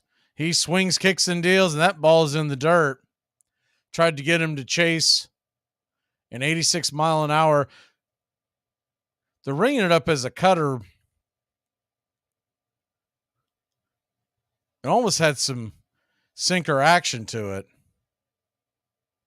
The 1-2 pitch in the dirt. Did he go around? He may have offered. They checked down and they're going to say he did. I don't know about that one. That one was, if he did go around, that is a ticky-tack one on Olsen. Going to get the replay here. That's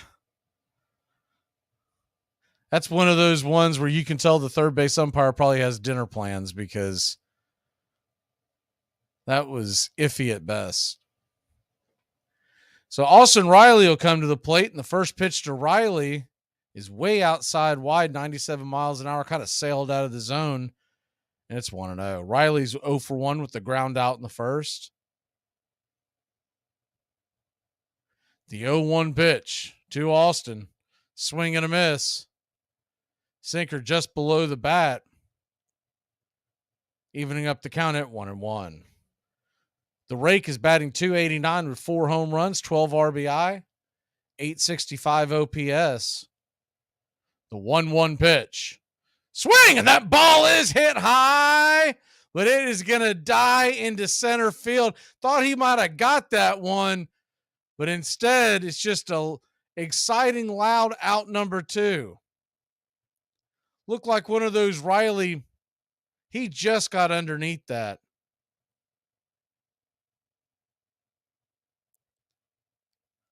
That'll bring Murphy to the plate.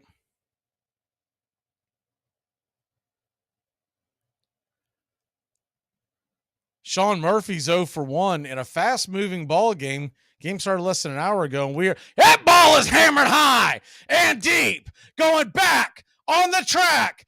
Zip, boom, bam, it's gone. Ram-a-lamma, ding-dong, a solo blast over the left field wall, and your Atlanta Braves, 434 happy feet later, are up 1-0. The Murph drills one over the wall. He got way too much of the plate, and then that ball got way too much of the bat. Sean Murphy is really starting to heat up.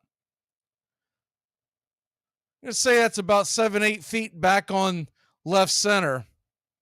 As Murphy does the high fives in the dugout. First pitch on the way to Albies is swing, and that ball is going to be a worm burner up the middle. Making a diving effort is Pena. Underneath the glove and out to center field. It's a 2-out single to keep things going here in the bottom of the fourth.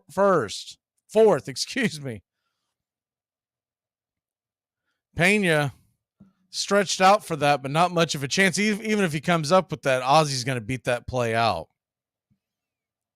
So Vaughn Grissom comes to the plate, going to try to keep things going here, keep the line moving.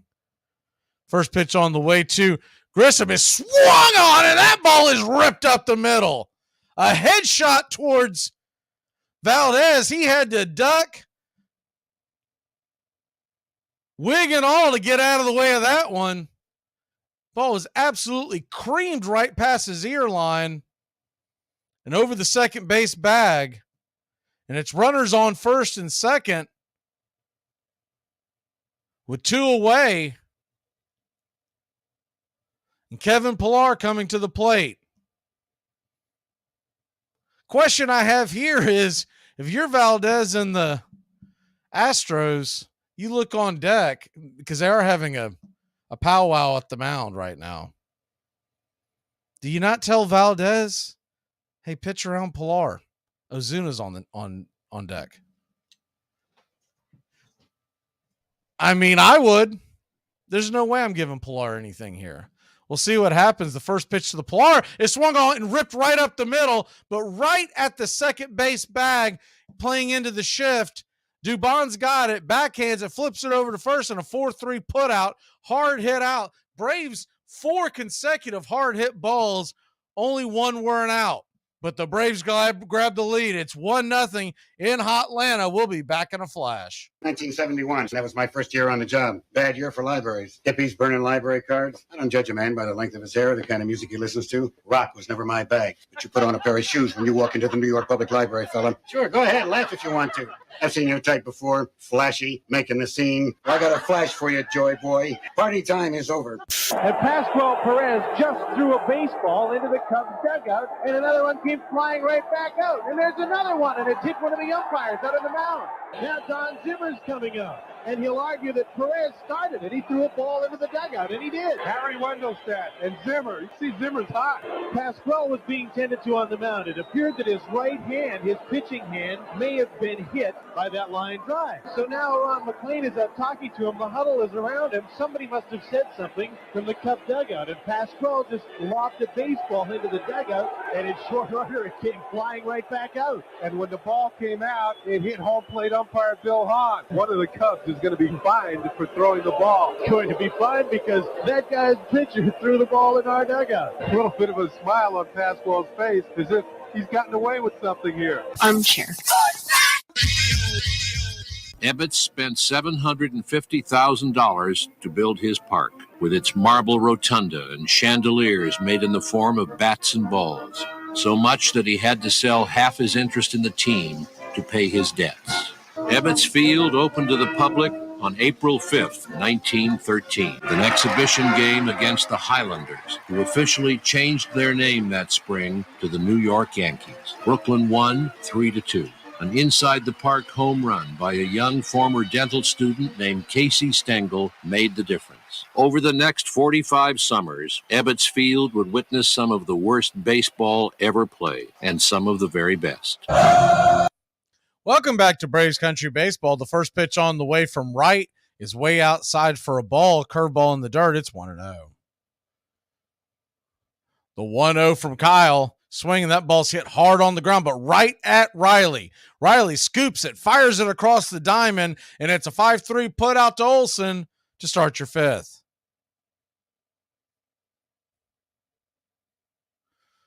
Good pick and play by Austin Riley. He's been busy over there on the hot corner tonight. That'll bring Maldonado, the hind catcher, number 9 hitter of the Houston Astros. First pitch on the way, right there at the knees. Excuse me. And it's 0-1. Maldonado, I don't know if he's chewing on sunflower seeds, tobacco, whatever. I think it's sunflower seeds because whatever it is he spits out as he goes. He has got enough to where it looks like the guy that was on the Big League Chew packages, the 1-1 pitch. Curveball, did he go around? Buckner's going to say he did, way outside the zone. It's 1-2. I mean, he's got so much in his right cheek. I'm surprised that he doesn't walk into a circle as it leans him over. So a 1-2 by right. Buckner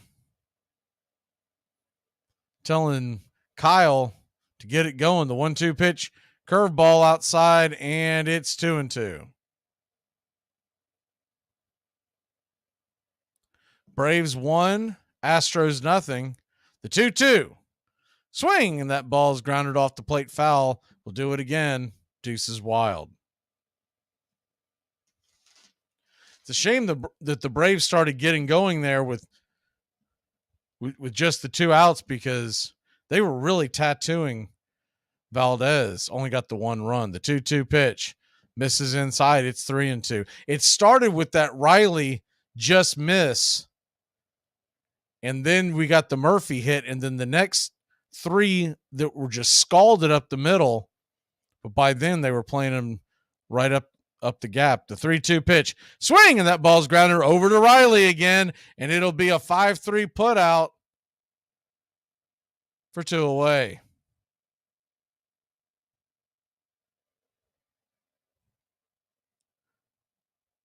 Riley going to his left on that one. It's a good thing that he could get to it because as deep as Grissom is playing, he's got no shot of making the play at that point.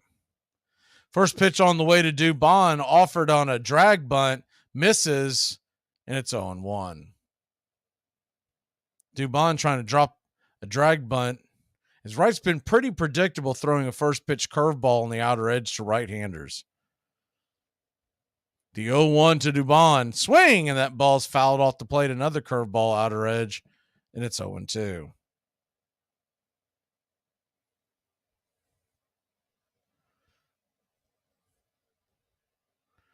Braves 1, Astros nothing. The 0-2 pitch Off the plate wide, it's 1-2. Yeah, I think if I started chewing those seeds like Maldonado, I got a funny feeling I'd start choking in the middle of an at-bat. And not, Ozuna type of choking. I mean, real choking. The 1-2 pitch. Way outside wide.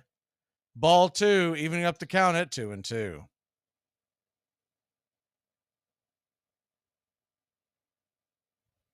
A 2-2 pitch. 2 outs. Here's the delivery. Swing, and that ball is fouled down the line. Out of play out of play towards the upper deck. We'll do it again at 2-2. Brewers lead the Red Sox 4-2 in the 5th. A 2-2 delivery from Kyle Wright. Swing, and that ball is going to be hammered into right field. On the run, making the shoelace catch is Acuna in right, and that'll end the inning. So 3 up, 3 down. The Braves will come back to bat with Ozuna, White, and Acuna coming to the plate. Of all the crazy baseball stats that we see like on a daily basis, this one right here has to take the cake. This is definitely one of those do we live in a simulation? Because history has just oddly repeated itself. Look at this. Through 403 career games, Vlad Guerrero Sr. had 87 home runs and an on-base percentage of 363. Okay, now Vlad Guerrero Jr. through the same 403 career games, 87 home runs, and an on-base percentage of 363. What the heck? The games, the home runs, that's one thing, but the on-base percentage, down to the third decimal point, that is mind-blowing. Armchair.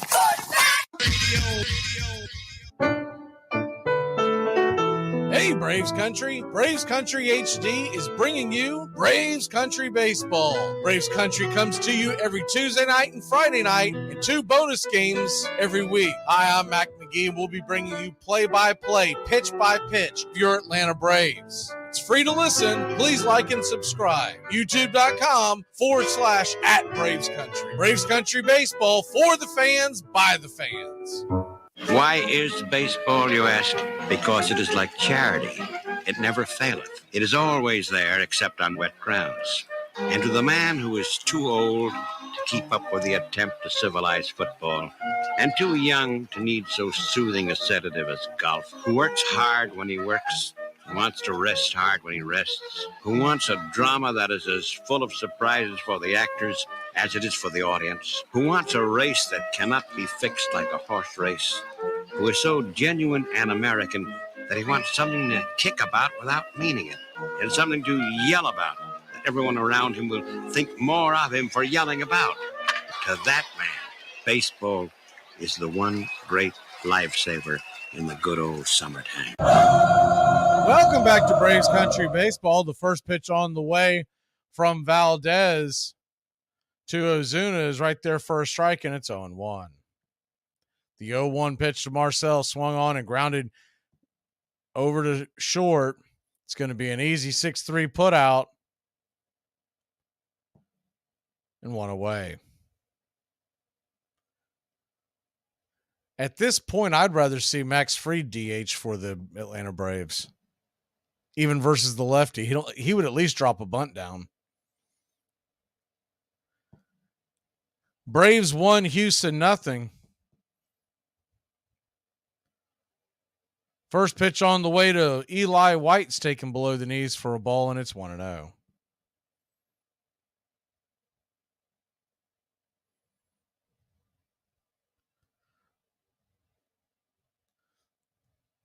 The 1-0 pitch. Valdez kicks and rocks, and curveball down below the knees. 2-0.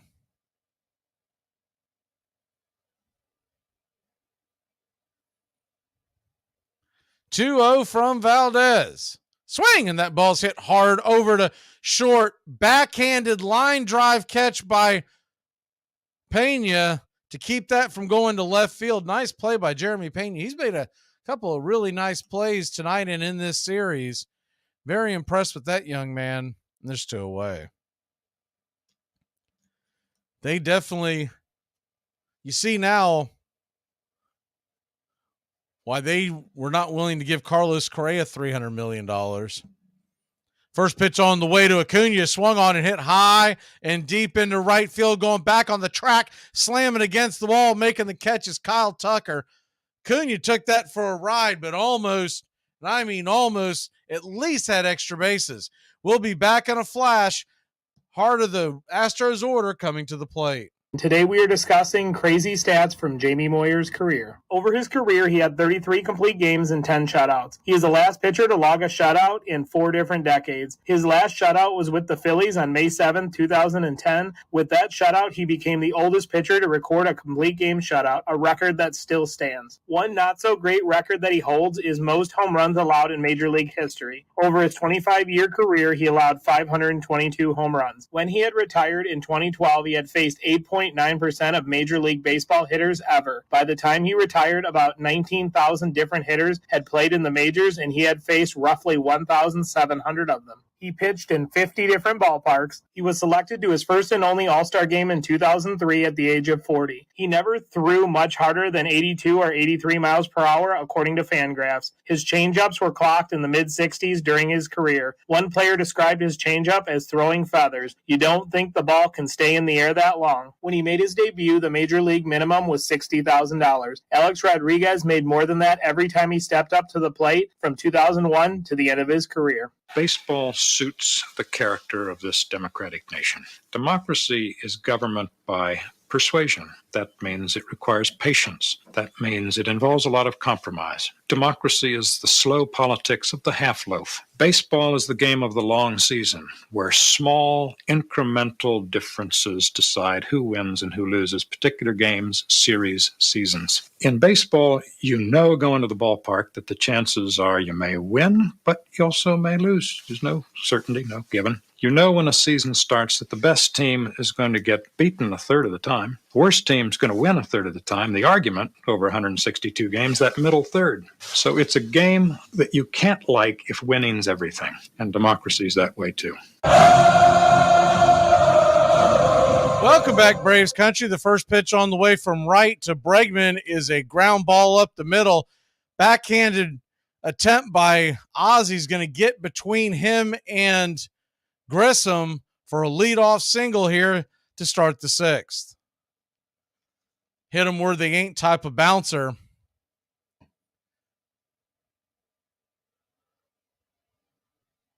So that'll bring Alvarez to the plate. Alvarez, dangerous bat from the left side. Kyle Wright at 84 pitches here in the sixth inning. First pitch is swung on and fouled off well out of play. Curveball. Past the tarps about 14 rows back. And it's 0-1. Braves would love to get right here through the sixth inning. Get him a quality start. The 0-1 pitch. Off the plate wide. It's 1-1. To answer the question there in the chat, the Harris question is one that nobody really knows. He has not been cleared for live batting practice yet, so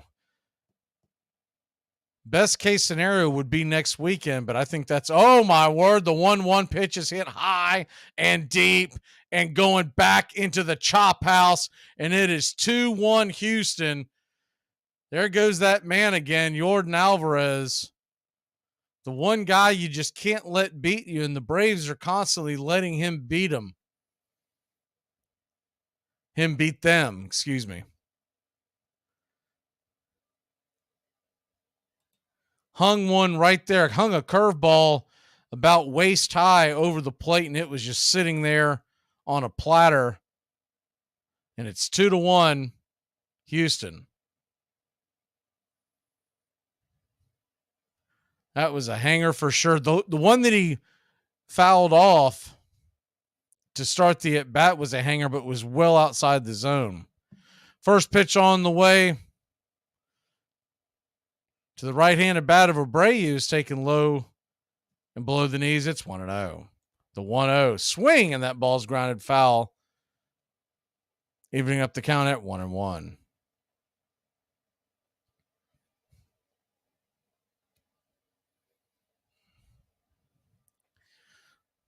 Kyle Wright going back to work, trying to gain his posure here. Down 2-1. The 1-1 pitch swing, and that ball's grounded hard on the ground to Grissom, and he's going to boot that one again. And Abreu's safe at first. See how they score this. That can tell you this, it's definitely an error, but they've been really, really kid gloving it with Grissom on the calls here at home. They do give him a fielding error. So it's 2 errors in the game. If you're counting at home, in theory, 5 errors, but he's only been charged with 3 since he started a little over a week ago. Hurry back, Arcia. So that'll bring Tucker to the plate, and Tucker 1 for 2.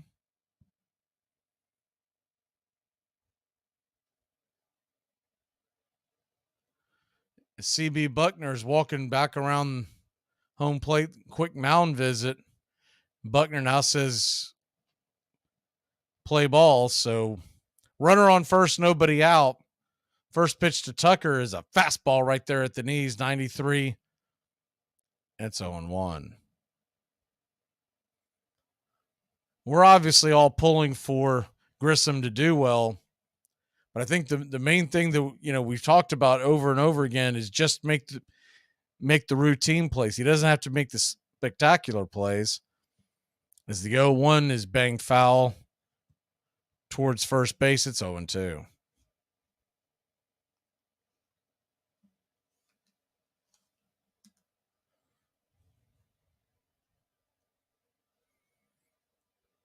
The 0-2 pitch. Righty-lefty matchup. Swing, and that ball's hit high and deep into center field, going back on the track and over the wall. White tries to make the robbery, but it's a 2-run bomb, and the Braves trail 4-1. Tucker Cadillacing around the base paths.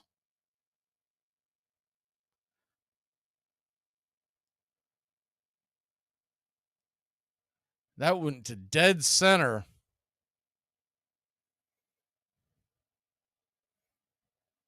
And the name of this game, you can say right away, the defensive blunders, but also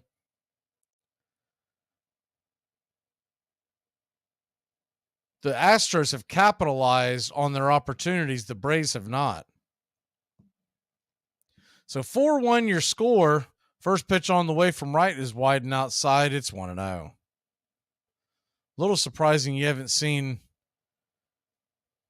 Kranitz come out there and talk to Wright. The 1-0 pitch. Swinging, that ball's hit high, and it's going to drop down for a base hit.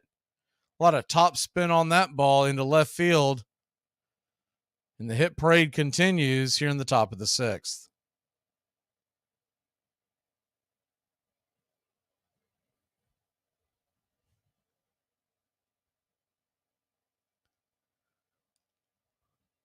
Snicker will finally come out, and he'll make a pitching change. We'll take a quick break. When we come back, Kyle Wright's getting pulled. The Braves trail by only 3. Don't go anywhere, Braves country. We'll be back in a flash. Being number 2, being number 4. That'll bring Austin Riley to the plate. Austin Riley had the big home run earlier. And Austin Riley, lifetime, is 0 for 2 against Treenan. In Atlanta, a single could win this game. Austin Riley stands at the plate. Peterson is on deck. Jock Peterson, by the way, is 2 for 4 lifetime versus Treenan. Here's the swung on, and it is roped down the line. It's going to rattle around, and oh, baby boy, here comes Ozzie Albies. He's going to score. The Braves walk it off in fine fashion. Oh, my word, the first pitch, and it is absolutely scooping down the line. How about that? To protect her home and family in a disaster, Karen was willing to wade through water, mud, and insurance paperwork. Yeah, I can do this. You go, Karen! Learn other simple ways to protect your home and family before a natural disaster at ready.gov. That's ready.gov. A message from FEMA and the Ad Council. In 1882, William Hulbert died, and control of the National League and his old team, the Chicago White Stockings, passed to his second-in-command, A.G. Spaulding. The magnet must be a strong man among strong men. Everything is possible to him who dares. Albert Goodwill Spaulding. The railroads had Commodore Vanderbilt. Big Steel had Andrew Carnegie. Big Oil, John D. Rockefeller. Baseball had Albert Goodwill Spaulding.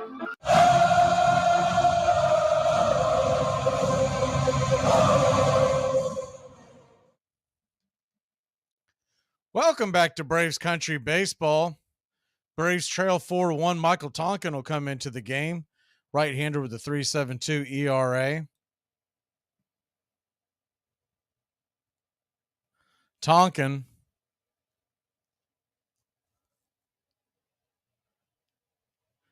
set to face Julks, and the first pitch on the way is a fastball on the outer edge for a strike, 94 miles an hour. Taken all the way, it's 0-1. The 0-1 pitch from Tonkin. Swing, and that ball is sliced down the right field line. Making the catch is Acuna in the corner, and there's one away. Still a lot of baseball left in this one. Braves were getting to Valdez, and though you hate losing the lead and you hate falling this far behind, Valdez was kind of on the ropes there earlier, and this is a really long sit for a starting pitcher. We'll see if he comes out, and if he does, if he's effective. Tonkin flips the ball back over to first to keep Myers close to the bag as he gets set to face Myers, excuse me. The first pitch on the way to Myers is swung on and grounded over towards short. It's a 6-4-3, and Myers will beat it out, hustling down the line. There's two away.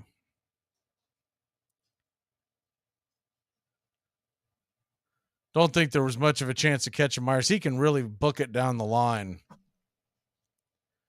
Grissom might have been a little slow relaying that to Ozzie, but like I said, not much of a chance of getting that one. The first pitch on the way, another one to Grissom, and he'll make the play. A 6-3 put out to get Maldonado out, and the Braves are out of it. So it's 4-1. We'll head to the bottom of the sixth in the heart of the order coming to the plate. Go to a psychic with her. A psychic? He considers them not just mumbo jumbo, but extra jumbo mumbo jumbo. Don't get me wrong, I'm glad they're friends. I just wish he'd be that comfortable around me already. It took him a long time to get comfortable around me, too. Really? What did you do? Something terrible in a former life, I don't know. Here are some baseball facts that you might not have known. On June 11th, 1938, Johnny Vandermeer threw a no-hitter against the Boston Bees. Just 4 days later, Vandermeer threw a second no-hitter, this time against the Dodgers. To this date, Vandermeer is still the only player in baseball history to throw 2 straight no-hitters. In 1970, the Cardinals signed a catcher out of high school named Randy Poffo. He played in the minors for the Cardinals and the Reds for 4 years before quitting baseball. He instead pursued professional wrestling, where he became the legendary Macho Man Randy Savage. All right, just wash your hands before you use it. I don't get your germs. Whoa. Washing your hands is healthy? I did it because it felt good. I have so much to learn. After Cleveland's great pitcher Addie Joss died, his fellow ball players staged a benefit game to aid his widow. All the great stars came. Walter Johnson, Smokey Joe Wood, Napoleon Lajoie, and Ty Cobb. The game was a great success. They managed to raise $12,931, but it only increased the players' anxieties. With no pensions of their own, or job security, or grievance procedure with the owners, they felt powerless. They now formed a players' fraternity. It had 2 goals: to rid baseball of the hated reserve clause and to gain a larger share of the profits for the men who made those profits possible. At first, they got nowhere. The owners simply ignored them. You're listening to Braves Country Baseball on Braves Country HD. Welcome back to Braves Country Baseball. If you're just joining us, I hate being right. If you listen to the pregame show, I mentioned the two batters that I was worried about with right on the mound was Tucker and Alvarez. And sure enough, they're the two that hit the two-run bombs, and it's 4-1 Houston. Braves will go back to work. Valdez only at 52 pitches on the night. Takes the first pitch down the heart of the plate to Olsen, and it's 0-1. The 0-1 pitch swung on. That ball is rifled in between short and third. Astros were playing in a shift, and that ball was a worm burner on the ground. Olsen serving it into left field for a leadoff single.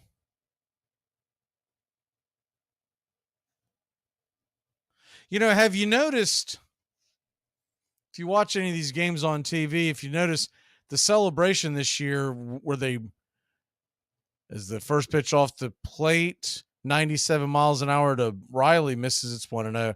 It's the basketball celebration with the basically miming that you're too short.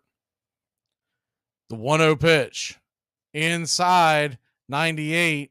Valdez wanted it. Maldonado wanted it. It's 2-0. But I noticed it's not nearly as popular with the players. Only some of them do it, and they only do it every once in a while. When they would get on and do the sword chop the past couple of years, it was every base hit. The 2-0 pitch. Swing! And that ball's hit hard into right field, but right at Tucker. He'll make the play, and Olsen has to hustle back to first. And there's one away. Riley really put a charge into that ball, but Tucker was in the right place at the right time. So that'll bring Sean Murphy to the plate. Murphy, home run his last time up. The first pitch to the Murph is inside, but called for a strike. He does not like that one. I can't blame him. It's 0-1.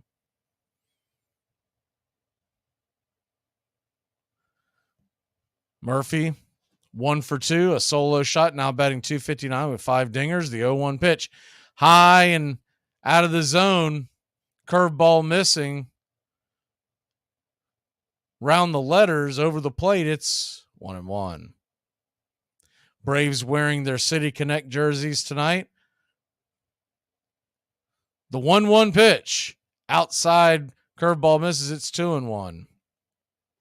They're very reminiscent of almost a blend of the 1970s Braves jerseys and then, of course, the 80s home Braves jerseys where they were white top to bottom and had the capital A on the helmet. The 2-1 right there at the knees. It's 2-2.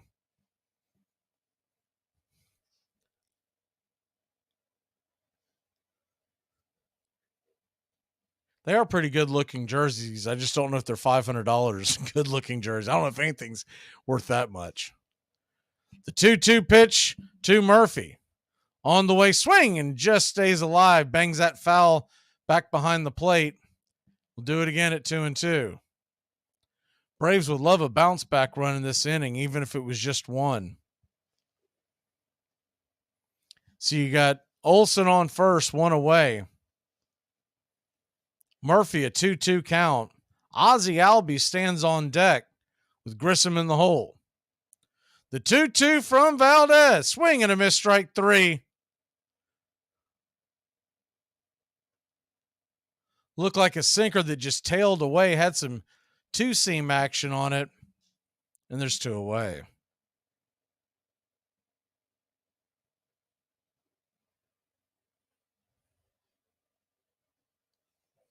So Ozzie Albies comes to the plate. He's batting .304 his last 6 games. The first pitch to Ozzie is a curveball out wide. 1-0. Early in the game, Valdez was throwing that curveball low and over the plate. Now it's kind of up high. Now it is missing the plate, so he's gotten away with it, but you do wonder. The 1-0 pitch. Another curveball out wide. It's 2-0. If he puts that in the wrong place, if someone like Ozzie could do some damage with it. Houston 4, Braves 1, bottom of the 6th. Runner on first, 2 away. The 2-0 delivery from Valdez. Swing and a miss. It's 2-1. Valdez with nasty movement on that pitch. That sinker really has more two-seam action. Hits 97. The 2-1. Swing and fouled out of play. Evening up the count at 2-2. Braves Country Baseball will be back at it Tuesday night, Thursday afternoon. And then if you missed the announcement earlier, the plan is to bring you all 4 games of the New York Mets series next weekend. The 2-1, the 2-2 pitch, swing, and that ball is hammered high and deep, going back on the track at the wall. Jackpot, baby!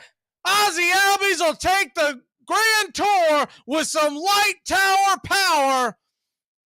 He yanked that out of the park in a hurry, and it's 4-3. The Braves have cut it to 1. Unbelievable shot there by Ozzie Albies as he blasted that into the seats. I'd say that was about maybe 10 rows back, even further. He did not miss that one. Ozzie takes the high fives. And it's 4-3. First pitch on the way to Grissom is right there for a strike. It's on 1.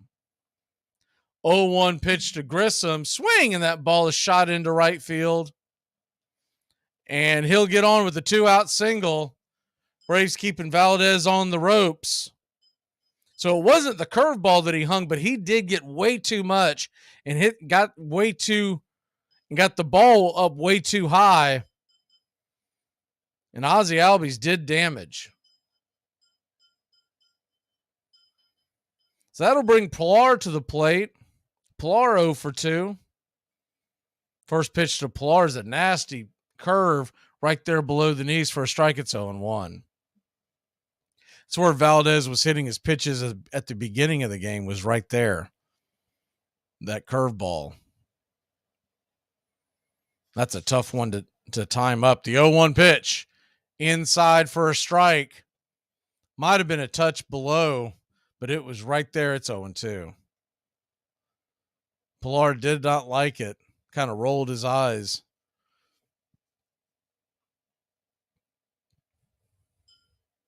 The 0-2 delivery. Valdez flips it over there to first to try to keep Grissom close by, catch him napping. Safe well under the tag.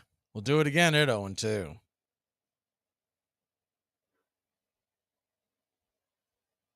The 0-2 delivery. Swing, and that ball's banged foul down the third baseline. We'll do it again at 0-2. Miami Heat lead the Bucks by 13 at the half in the NBA playoffs. You missed it earlier. The Clippers lost to the Suns by 12. And the Sixers eliminated the Nets. The 0-2 delivery. Curveball in the dirt. It's 1-2. Maldonado jumped up, tried to chase Grissom back. He definitely has their attention. See if that might pay dividends, as Valdez and Maldonado are definitely keeping an eye on Grissom. Grissom does have speed and will steal from time to time, but I wouldn't really call him a stolen base threat. Mentioning that, Ronald Acuna Jr.'s steal from earlier is the 1-2 pitch, swing and a miss, check swing, and that'll end the inning, but not before Ozzie Albies goes yard and the Braves pull within one. We'll be back in a flash. I'll finish that thought in a second here on Braves Country. Today I'm going to show you how to tie a tie with the help of my gay nephew, Peter Piscitello. Gay? I'm not gay. What are you talking about? Of course you are. No, I'm not. Why would you think I was gay? You ever hear yourself talk, Peter? You're gay. What are you talking about? This is how I talk. Peter, you got nothing to be ashamed about. The whole family supports you. Excuse me, the whole family? Here are some baseball facts you might not have known. In the early days of baseball, some hitters would choose to use a flat bat. Batters felt that utilizing a flat bat allowed them to bunt easier. But Rule 1.10a was instituted stating the bat shall be a smooth, round stick. 2021 Cardinals, Nolan Arenado, Paul Goldschmidt, Tyler O'Neill, Harrison Bader, and Tommy Edman all won a Gold Glove award. This made the 2021 Cardinals the first team in history to win 5 Gold Glove awards. So Deshaun Watson blocked me on Twitter. Guess I must have rubbed him the wrong way. In 1914, a band of rich businessmen, hoping to get in on the baseball action, formed their own league, the Federal League. They began offering big money to big stars, willing to sign up with their teams. They even gave the players the right to become free agents. 81 players were lured to the new league, including Three Finger Brown, Joe Tinker, and Chief Bender. Old ballparks were renovated and new ones built, including one on Chicago's north side that would one day be called Wrigley Field. But the upstart league was a direct challenge to Ban Johnson, who resented the interlopers just as National League owners had resented him when he launched the American League in 1901. Johnson denounced the competition as pirates and threatened to blacklist any players who jumped to the new league. But to stem the flood of deserting players, he and his owners also raised the salaries of remaining stars and pledged to do better even by average players in the future.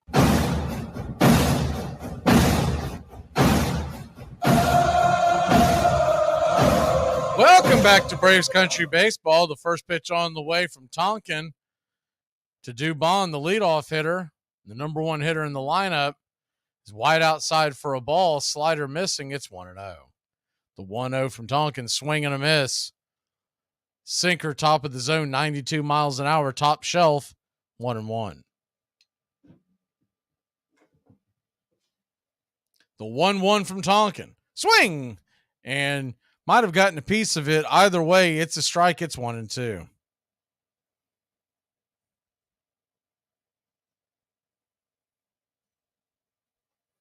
The 1-2.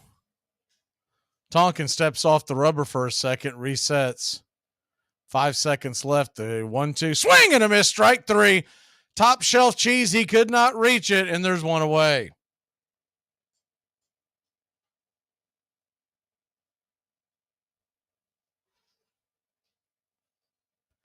That'll bring up the number 2 hitter, Alex Bregman, to the plate. Bregman, a walk, a single, a run.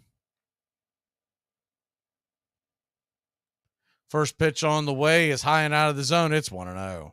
On deck, Alvarez.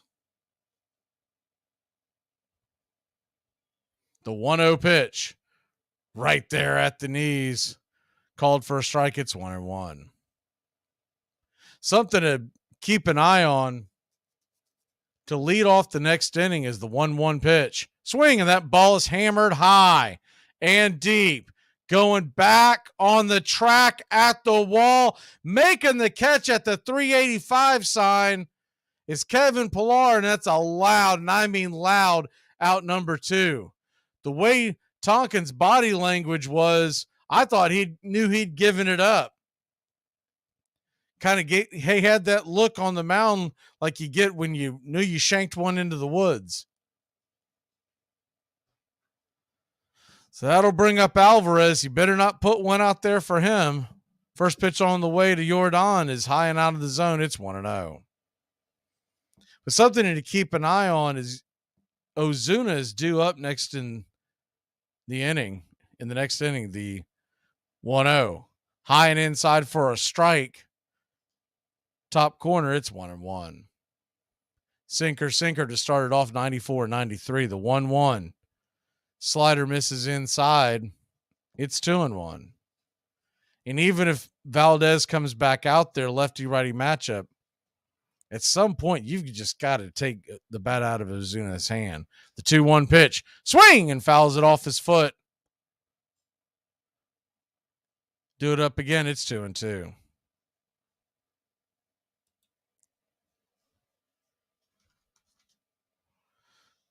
About that time to turn back time, the 2-1 pitch in the dirt. Ball 2, it's 2-2. On this date in 1876, 3,000 fans attend the Philadelphia A's 6-5 loss to the Boston Red Caps in the first ever game. Is the 3-2 pitch, swing and a miss, strike 3, and that'll end the inning. So we'll get up and stretch. We'll hit that turn back time when we come back. It's Braves related. It's National League related. We'll be back in a flash, Braves Country, here on Braves Country Baseball. All right. I can't see you. Let me hear you. A 1, a 2, a 3. Casey was baseball mad, had the fever and had it bad. Just to root for the hometown crew every stew. Casey Blue. On a Saturday, her young beau called to see if she'd like to go to see a show, but Miss Kate said no. I'll tell you what you can do. Take me out to the ball game. Take me out with the crowd. Buy me some peanuts and cracker jacks. I don't care if I ever get back. Let me root for the home team. If they don't win, it's a shame. For it's 1, 2, 3, stretch around and be home all game. Casey saw all the game, knew the players by their first name, told the umpire he was wrong all along, good and strong. When the score was just 2-2, Casey knew what to do. Just to cheer up the boys he knew, he made the gang sing this song. Take me out to the ball game. Take me out with the crowd. Buy me the peanuts and cracker jacks. I don't care if I never get back. Root for the home team. If we don't win, it's a shame. For it's 1, 2, 3,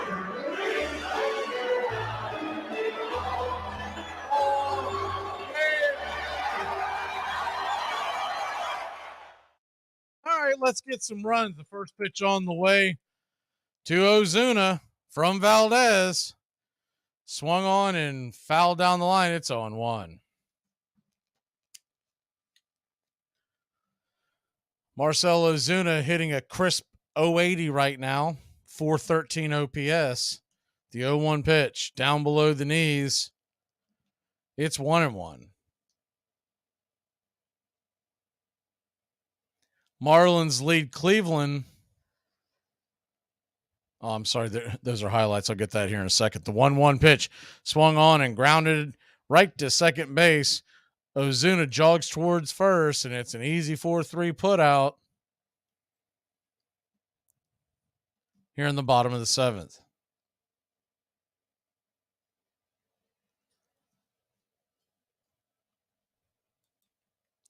Marlins and Guardians are tied at 1. That game is in the 4th. Pirates 2-1 over the Reds in the 8th. Orioles 5-1 over the Tigers in the 8th. First pitch on the way to Eli White is outside for a ball. It's 1-0. Rangers all over the A's 13-2. That game is in the 6th. The 1-0 down below the knees called for a low strike curveball. It's 1-1.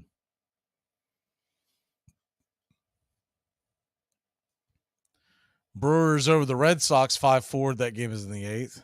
The 1-1 swing and a miss at that curveball. It's 1-2. Padres 2-1 over the Diamondbacks. That game is in the 3rd. Cardinals and Mariners have not yet begun. The 1-2 pitch in the dirt. This time taken by Eli. It's 2-2. Earlier today, Rays beat the White Sox, Giants over the Mets. Marlins beat the Guardians in the first part of that doubleheader. Phillies over the Rockies, Nats over the Twins. The 2-2 pitch. Inside, called strike 3. And there's 2 away. 95, probably just a touch low, but way too close to take. It was definitely framed well, but once again, with 2 strikes, you simply can't take that pitch. Dodgers over the Cubs, 9-4. Blue Jays and Yankees. Yankees walked it off. First pitch on the way to Acuna is outside for a ball. It's 1-0. Astros do have, I believe that's Hector Neris warming up in the bullpen. Big right-hander. Acuna asks for time. Time is given.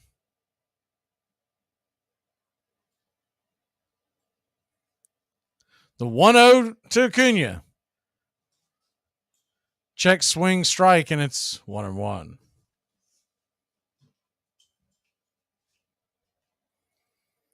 Braves trail 4-3 here in the bottom of the 7th. Top of the order, 1-1 pitch. Curveball right there for a strike. Surprised Acuna didn't plant that into the seats. That is right down his alley, and it's 1-2. The 1-2 pitch. Swung on and grounded hard into the hole. In between the 5-6 hole. Diving attempt by the third baseman, Bregman, just under his glove. He laid out for that one, but couldn't quite get it. And the tying run now stands on first, with Matt Olson coming to the plate. Got to figure Acuna is going to be thinking about stealing second. Acuna, the fastest to double-digit stolen bases. He's got 10 stolen bases now on the year through 21 games. There is a mound visit. Doubt they take him out because they're going to let him face Riley. On this date in 1876, 3,000 fans attend the Philadelphia A's, lost to the Boston Red Caps, eventually becoming the Braves in the first ever game played in the National League. Athletic Park contest becomes new circuit's inaugural event by default when the rain washes out the other scheduled games that day. That was 147 years ago today. First pitch on the way to Olson is swung on and popped up, but out of play. It's 0-1. On this date in 1898, 125 years ago today, marks the first time 2 no-hitters occur on the same day when the Orioles right-hander Jay Hughes and Reds southpaw Theodore Brittenstein keep their opponents hitless. A double no-no on the same date will not happen again until 1990, 92 years later. The 0-1 pitch, right down Main Street for a strike. It's 0-2. When A's right-hander Dave Stewart and the Dodgers left-hander Fernando Valenzuela accomplished the feat against the Blue Jays and Cardinals, respectively. The 0-2 pitch in the dirt. Taken for a ball, and Acuna is going to steal second pretty easily. The ball got away, and Acuna was off to the races. So when the ball kicked away, Maldonado didn't even worry about it. So the tying run now stands on second base.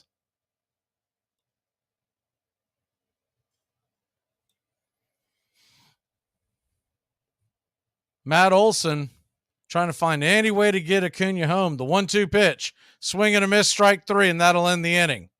So Braves threaten but fail to score. We'll head to the 8th, trailing by 1 here in Braves country. You're not out there. You can't be, because I am out there. And if I see you out there, there's not enough voltage in this world to electroshock me back into coherence. Hey, Braves Country. Braves Country HD is bringing you Braves Country Baseball. Braves Country comes to you every Tuesday night and Friday night, and 2 bonus games every week. Hi, I'm Mac Magee, and we'll be bringing you play-by-play, pitch-by-pitch of your Atlanta Braves. It's free to listen. Please like and subscribe. YouTube.com/@Braves Country. Braves Country Baseball for the fans, by the fans. When something feels different, it could be Alzheimer's. Now is the time to talk. Visit alz.org/ourstories to learn more. A message from the Alzheimer's Association and the Ad Council. The Federal League owners fought back, charging that the major leagues constituted a monopoly, and they sued organized baseball in federal court in Chicago in 1915. The presiding judge was said to be death on trusts, but he was also a baseball fan. He refused to rule quickly, and the months dragged on. Finally, Federal League owners, increasingly strapped for cash after 2 shaky seasons, gave up. The new league collapsed. So did Ban Johnson's promises of better pay. Chris Speaker's salary was cut in half. The players were as powerless as they had been before, and still the federal judge had not ruled. Do you realize that a decision in this case may tear down the very foundations of this game? Any blows at the thing called baseball would be regarded by this court as a blow to a national institution. Judge Kennesaw Mountain Landis.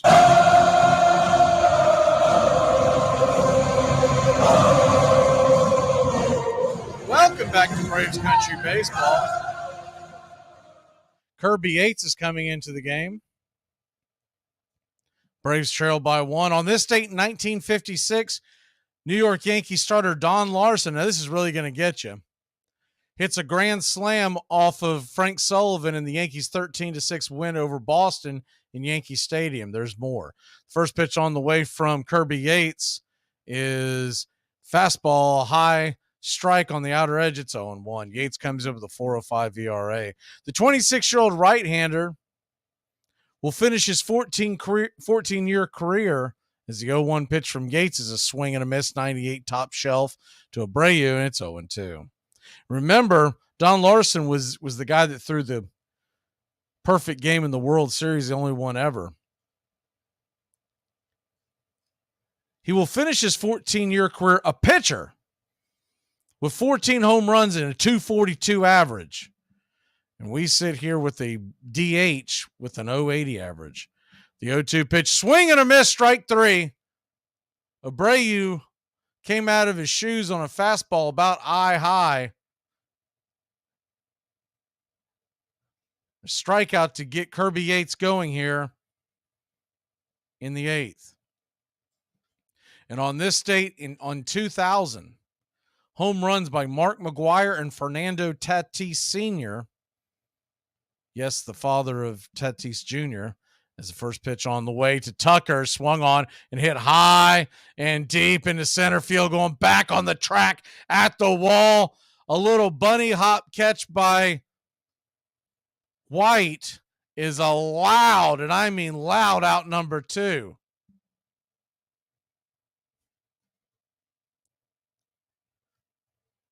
I thought he was going to try to have to climb that wall again. Thankfully, it died just below.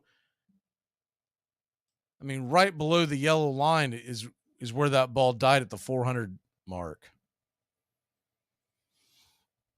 So that'll bring Pena to the plate. Pena 2 for 3, and he shows bunt, and it's a good bunt. Gets it down. Kirby Yates throws it up the first base line, but off the bag, and it's an infield single by Jeremy Pena.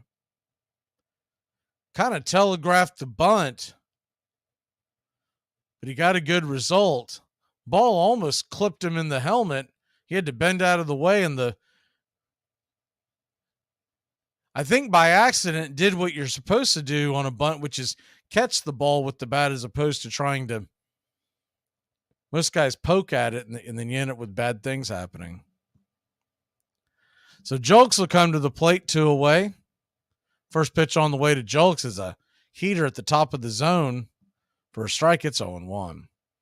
On this date in 2000, homers by Mark McGwire and Fernando Tatis Sr. helped establish the National League record at the time for the most home runs in April, when the Cardinals go yard 42 times. The Atlanta Braves had the mark previously in April of 1998 with 41 in clean urine samples in 98 as opposed to 2000. And that's your turn back time for April 22nd. The 0-1 pitch from Yates after an offering to first. The runner's on the move, and Pena has second base stolen. It's a swing and a miss.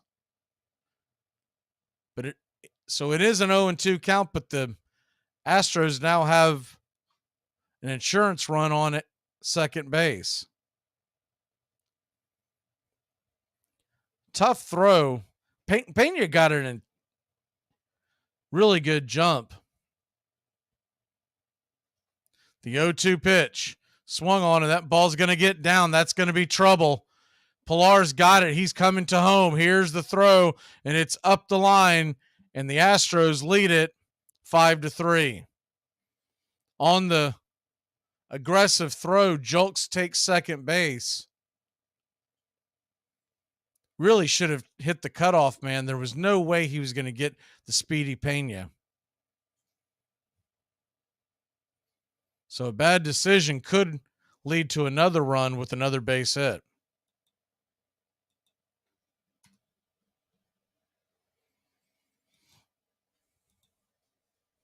So Braves now trail by 2 here in the 8th. That'll bring Myers to the plate. Myers swings at the first pitch over the top at the splitter, and it's 0-1.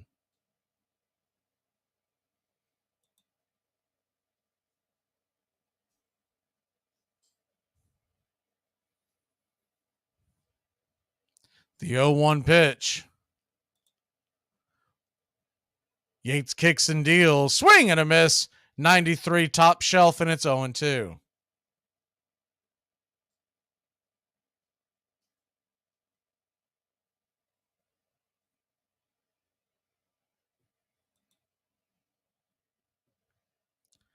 The 0-2 pitch. Righty-righty matchup. High and inside. Close shave. Myers has to bend out of the way. That ball got away from Yates. About domed him.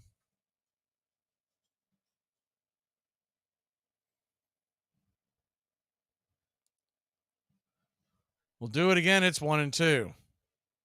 94. I mean, right there at the face. He missed him barely. The 1-2 delivery. Right there at the knees. Caught looking. Strike 3. Astros add a run. The Braves will grab the bats. Heart of the Atlanta order coming to the plate, trailing by only 2. What kind of mortgage did you get? 10-year. Well, 10 over 30, so 30-year total. What? 10-year fixed, over 30, 30-year total. Oh, 30 years. Okay.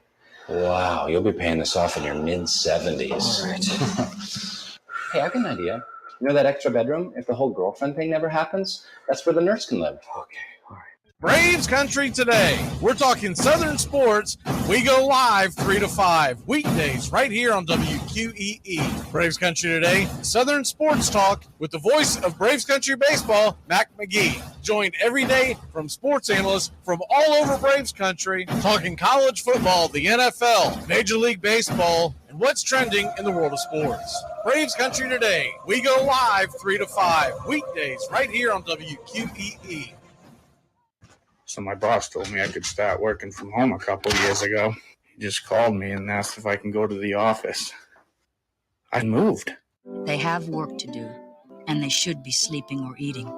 But they would rather do without sleep, or without a square meal deliberately eaten, than miss a minute of a ball game, even if they go on their night turn in the mill or factory, minus the rest that should be theirs.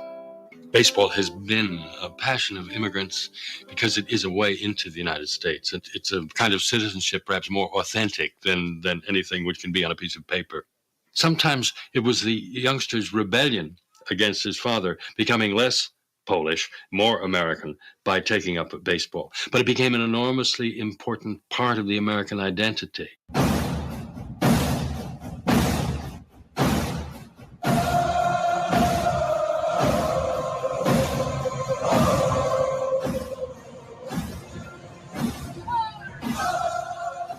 Welcome back to Braves Country Baseball. The Atlanta Braves will now face Montero.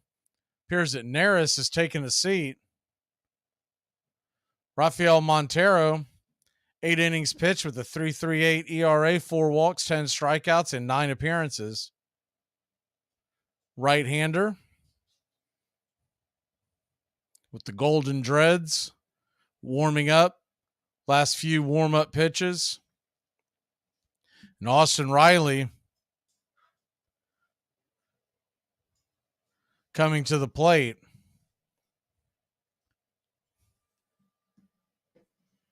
We'll never know what was said, but Murphy whispered something into Riley's ear. Probably faced Montero quite a bit playing in the American League as opposed to Riley. So the first pitch on the way from Montero is a fastball high and inside, 96 miles an hour, top shelf. It's 1-0. The 1-0 pitch from Montero. Kicks the deal, swung on, and that ball is belted high and not quite deep enough. Underneath it is Myers for a high, loud out number 1. That's 2 times tonight that Riley just missed one.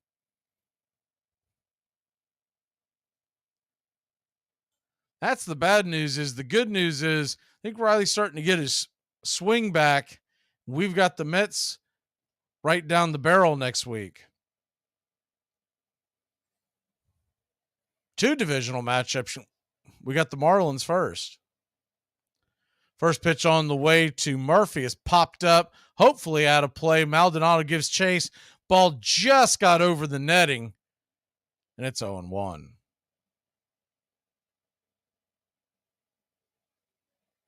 If you haven't seen the Texas Rangers City Connects, we have absolutely dodged a bullet. They are just awful. The 0-1 pitch inside, and it's 1-1. I'm sure there's some story how they and why they designed them the way they did, but I can tell you this just from the aesthetics of it, it looks like a softball uniform. The 1-1 pitch swung on and hit hard, but right at Bregman, an Adam ball for out number 2.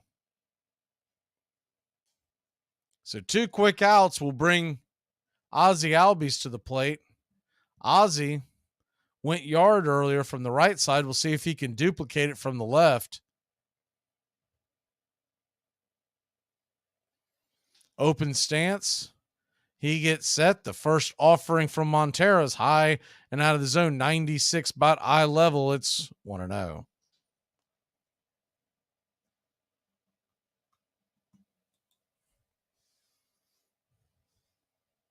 The 1-0 to Ozzie. High, and no, they're going to call that a strike. That is a very generous strike, and it's 1-1.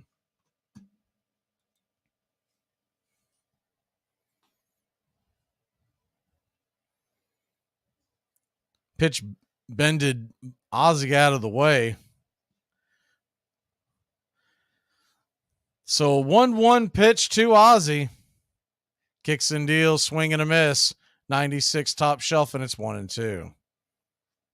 Direct result of that last pitch being called a strike. If that's 2-0, Ozzie lays off that pitch. The 2-0 pitch.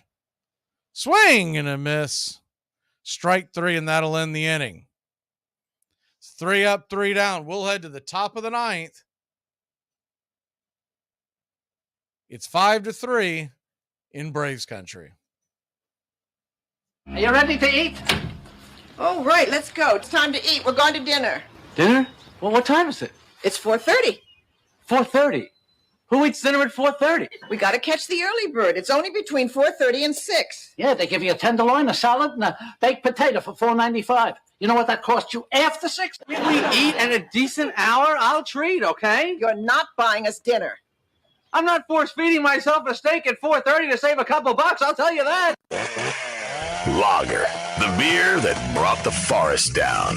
I drive an exotic imported sports car. I eat exotic foreign food like frankfurters and pizza. But when it comes to numbing my mind, I'm a patriot. I drink the beer that brought the forest down. I'm a lager man. And with the new 80-bottle trunk pack, you've got enough for the evening. Hey, it's happy hour somewhere. Lager brings out the patriot in you. Hey, Braves Country! Braves Country HD is bringing you Braves Country Baseball. Braves Country comes to you every Tuesday night and Friday night, and 2 bonus games every week. Hi, I'm Mac Magee, and we'll be bringing you play-by-play, pitch-by-pitch of your Atlanta Braves. It's free to listen. Please like and subscribe. YouTube.com/@Braves Country. Braves Country Baseball for the fans, by the fans. Companies of every kind promoted baseball for their workers. Management believed it encouraged teamwork, provided a healthy way to fill spare time that might otherwise be devoted to labor agitation, and taught immigrant workers how to be real Americans. Nearly every industry had a lead: railroads, steel, electricity, coal and iron, textiles, meat packing, automobiles, and thousands of workers came out for factory games on the weekends. Welcome back to Braves Country Baseball. The Atlanta Braves trail by 2. We head to the 9th inning. Jimenez is coming in to get some work.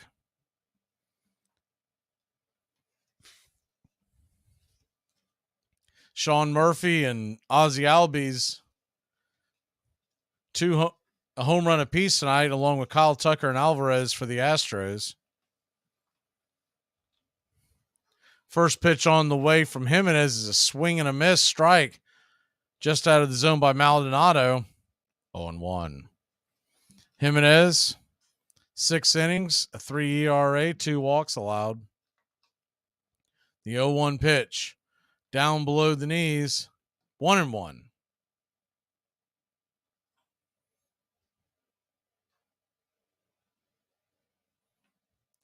One inside, ball 2, 2-1.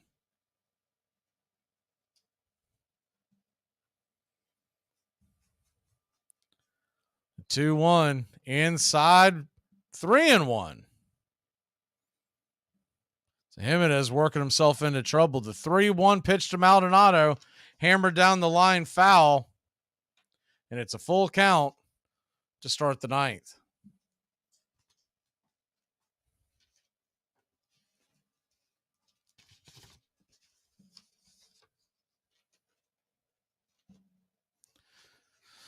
The 3-2 pitch from Jimenez on the way, swing, and fouls it straight back.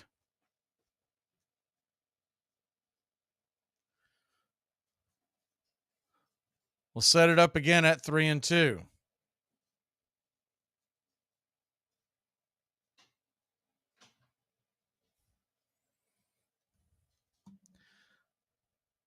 Atlanta Braves win, lose, or draw will still be leading the NL East as the Mets lost today. The 3-2 pitch, swing and a miss.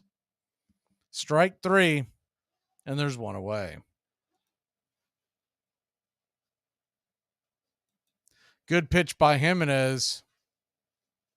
Slider on the outer edge just could not catch up. Just dropped off the plate. Picture perfect slider gets the first out.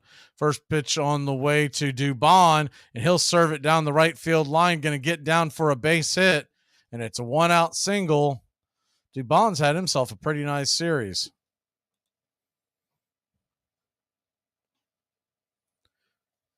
Just kind of shanked it down the right field line. Cunha did a good job of cutting that off, keeping it from going into the corner.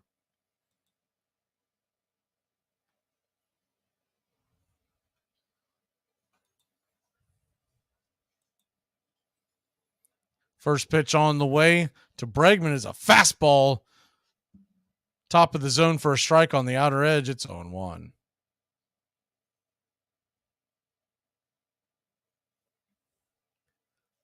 The 0-1 pitch off the plate wide, 1-1.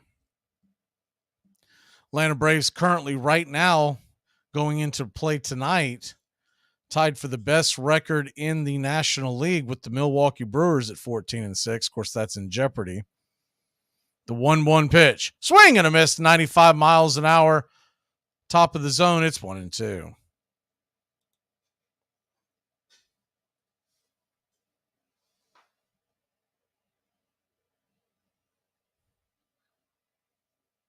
The Brewers, as the 1-2 pitch swung on and popped up high in the sky into left field. Underneath it is Pilar, and a major league pop out for out number 2.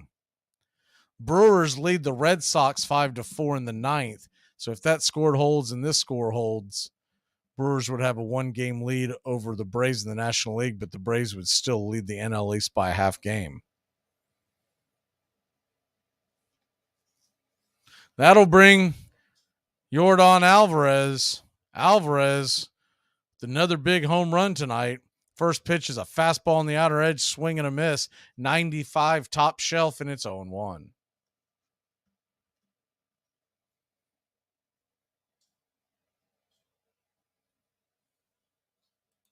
The 0-1 on the way from Jimenez. Fastball right there. Inside cut. 0-2. Real quick scoreboard in the National Hockey League. Earlier today, Golden Knights over the Jets 5-4. The 0-2 pitch dives inside and misses slider. Way inside, it's 1-2. Rangers lead the Devils 1-0 in the second, and the Lightning lead the Maple Leafs in the third 3-2. Avalanche and Kraken start at 10. The 1-2 pitch. Swing, and that ball is hit hard on the ground and off of Ozzy's glove. That thing was an absolute rocket. Acuna grabs the ball and fires it back into the infield, try to catch Dubon napping as he went first to third. I think it just took a funny hop. At first I thought, yeah, that ball just took a funny hop. It took a high hop right before it reached Ozzy's glove. It started with 2 or 3 low hops, and Ozzy had the glove down, and the ball just hopped over his glove. So we'll see if they give him an error on that, but realistically, that should probably be a base hit. So runners on the corners to Abreu. The first pitch on the way is a swung on, and that ball's going to get down for a base hit. A run will score at 6-3 Houston. Alvarez will stop at second. There's 2 away.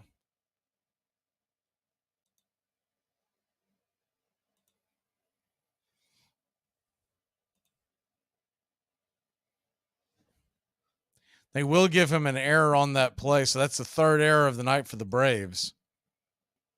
Hard to win like that, especially a good team like Houston.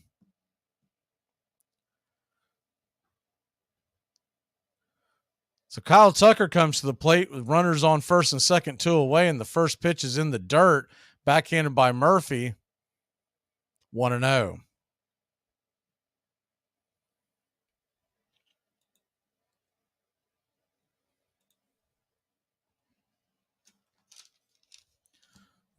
The 1-0 to Tucker. On the way inside, ball 2, 2-0. That pitch got away from him and in a hurry.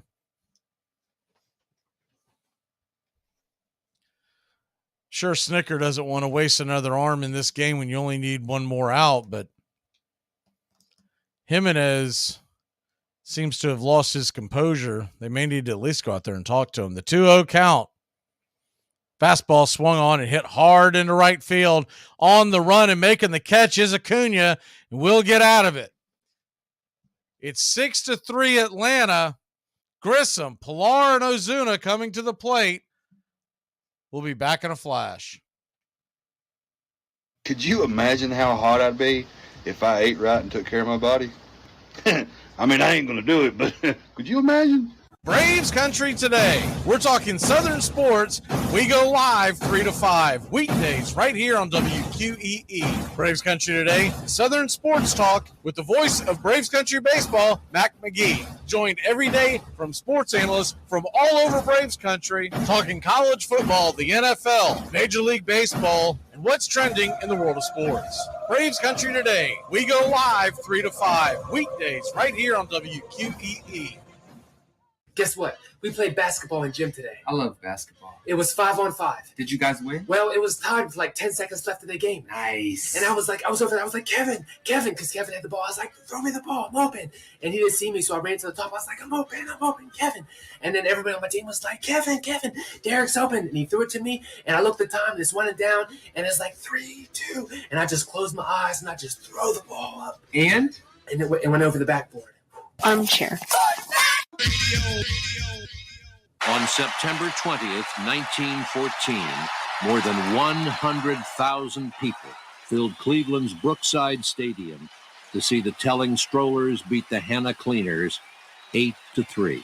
The ones I remember are the Greenville, Mississippi Buckshots, who were semi-pro, I guess they were called in those days. And they had jobs around town, but the main thing they did was play baseball.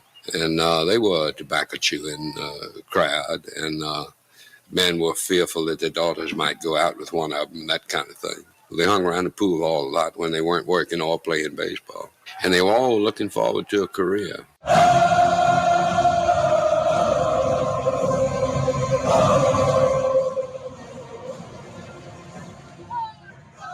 Welcome back to Braves Country Baseball.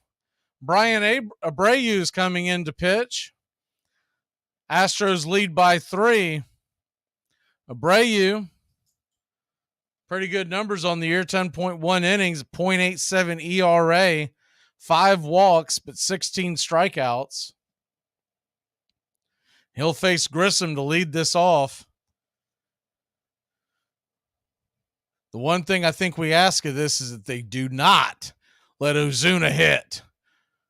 First pitch on the way from Abreu, 97-mile-an-hour sizzler. Top of the zone.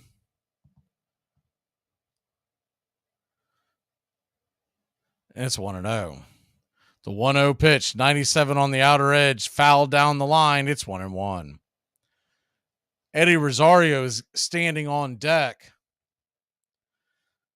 So that would tell you he's coming in for Pilar, which means Hilliard would probably hit for Ozuna. Unless the 1-1 pitch, swing and a miss. Slider well out of the zone, and Grissom gave chase. It's 1-2. Unless they're holding off and they're going to give Adrianza a whack at it. The 1-2 pitch off the plate. 2-2. Just held up by Grissom. So he's gone fastball, slider, curve. The 2-2 pitch setting up outside. Swing and fouls it back. Nasty slider on the outer edge. Good job by Grissom just to stay alive.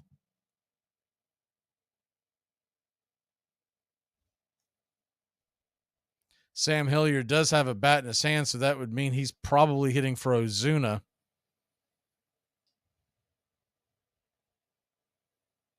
The 2-2 on the way. Time is called by Buckner. They're going to say that is a pitch violation, and that is on the pitcher.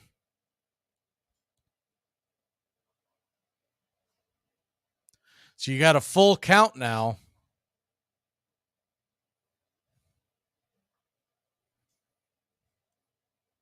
I think we've gotten to the bottom of it. Those are seeds, sunflower seeds with Maldonado. The 3-2 pitch swung on and dumping towards left field, but fading back and making the catches. That man Dubon, he's had himself heck of a series so far. There's one away. Maldonado stood up there a second ago and spit a sunflower seed out of his mouth. Not nearly as many as he had before. Maybe the word got back to him that we were keeping an eye on that. So Eddie Rosario steps to the plate. Rosario Pinch hitting for Kevin Pillar. The first pitch to Rosario is a strike on the outer edge. Looked like the curveball, and it's 0-1. Righty-lefty matchup. The 0-1 pitch, fastball misses high and outside, 98 miles an hour. 1-1. Eddie batting just 192 with the home run and RBI, a 530 OPS. The 1-1, swing and a miss. Came out of his shoes on that one. Well in front of that curveball, and it's 1-2. So Eddie would be looking to shorten up his swing a little bit. The 1-2 pitch, swing and a miss, strike 3. 2 up, 2 down to start the 9th.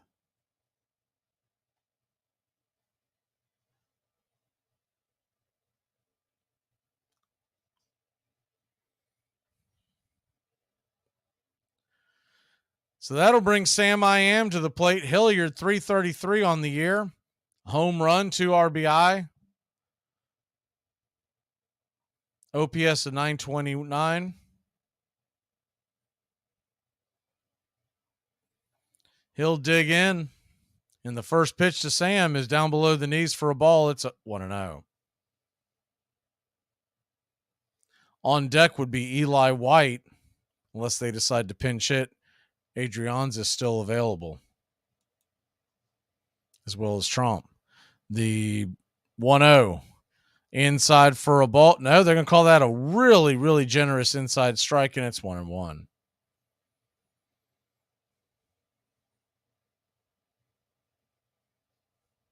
The 1-1 pitch, swing and a miss. Down below the knees, it's 1-2. So the Atlanta Braves are down to their last out.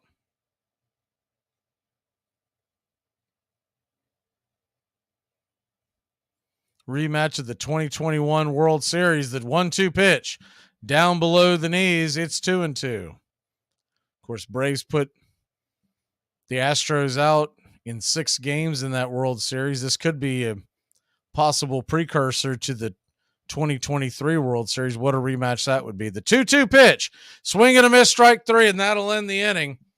That'll end the game. And the Houston Astros win it 6-3. On the game, Atlanta, 3 runs, 8 hits, but 3 costly errors. Houston, 6 runs, 11 hits, no errors. Framber Valdez will get the win. Kyle Wright will get the loss. Time of the game, 2 hours and 21 minutes. The Braves lose at 6-3, still a half game up in the NL East. And depending on what happens in Milwaukee, looks like Milwaukee held on and won, so there'll be 1 game back of Milwaukee for the best record in the National League. So we'll be back at it Tuesday night, Braves versus Marlins.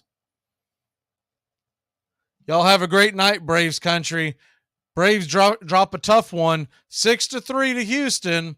We'll be back at it Tuesday, Thursday, in the entire New York Mets series. Have a great Saturday night, Braves country.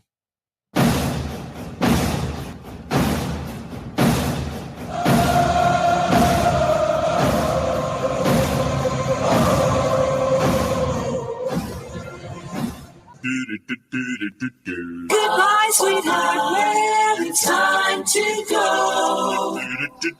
We're back tomorrow with another show. Well, unless we're fired, we'll talk to you then. Goodbye, sweetheart, goodbye. Goodbye. Guys and gals, it's time to go. We'll see you on the next show. Same back time, same back channel. Thanks for listening to Braves Country Baseball. With Mac Magee, we're proud to bring you year number 3. Braves Country Baseball comes your way Tuesdays and Friday nights, and 2 more bonus games for a total of 4 games a week. You can also catch Braves Country, our daily sports talk show. We go live 3 to 5, 99.1 FM WQEE, Metro Atlanta. Other CBS, ESPN, and independent affiliates nationwide, and simulcast on youtube.com/@BravesCountry. Find Braves Country HD today wherever you stream. Your first choice for Southern sports and the deepest bench in sports talk. Something of the 5th of September. Something of the 5th of September. She said a lot that I can't remember. Something of the 5th. Can I get another cigarette, please? Can I get another cigarette, please? Yeah, I know I live to regret it. Just give me another cigarette, please. Can I get another cigarette, please? You're listening to WQEE 99.1 FM, The Key in Noonan, Georgia, home of Braves Country with Mac Magee and the Armchair Quarterbacks, weekdays, 3 p.m. Eastern to 5 p.m. Eastern, right here on The Key and youtube.com/Braves Country.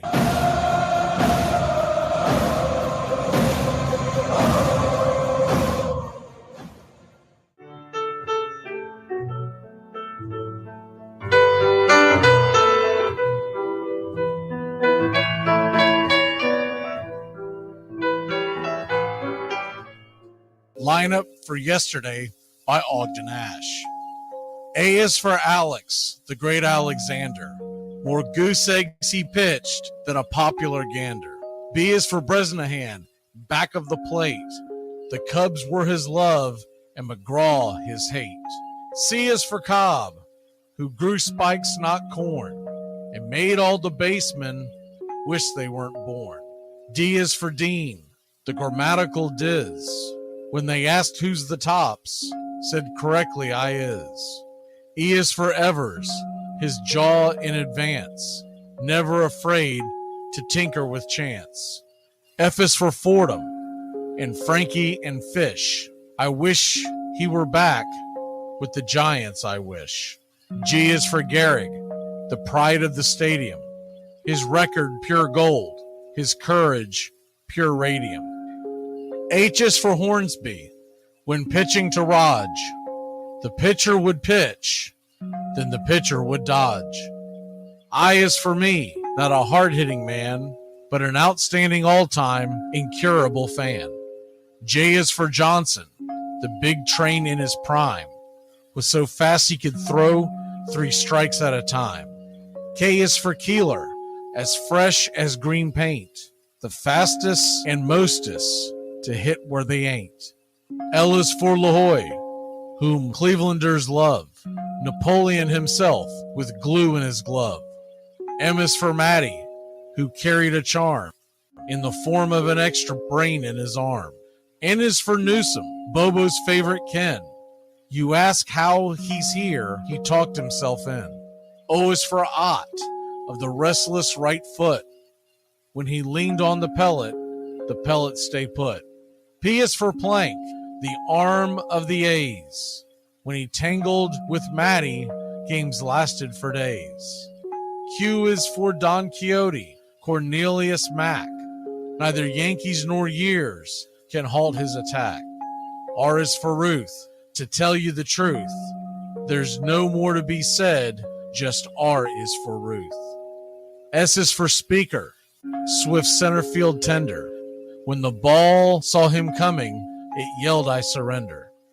T is for Terry, the giant from Memphis, whose 400 average you can't overemphasize. U would be Ubel if Carl wore a Cockney, but we say Hubble in baseball like football in Rockney. V is for Vance, the Dodgers' very own Dazzy. None of his rivals could throw as fast as he. W, Wagner, the bow-legged beauty, short, closed to all traffic with Honus on duty. X is the first of 2 X's in Fox, who was right behind Ruth with his powerful socks. Y is for Young, the magnificent sigh. People battled against him, but I never knew why. Z is for Zenith, the summit of fame. These men are up there. These men are the game. Lineup for yesterday, Ogden Nash, January 1949, Sport Magazine.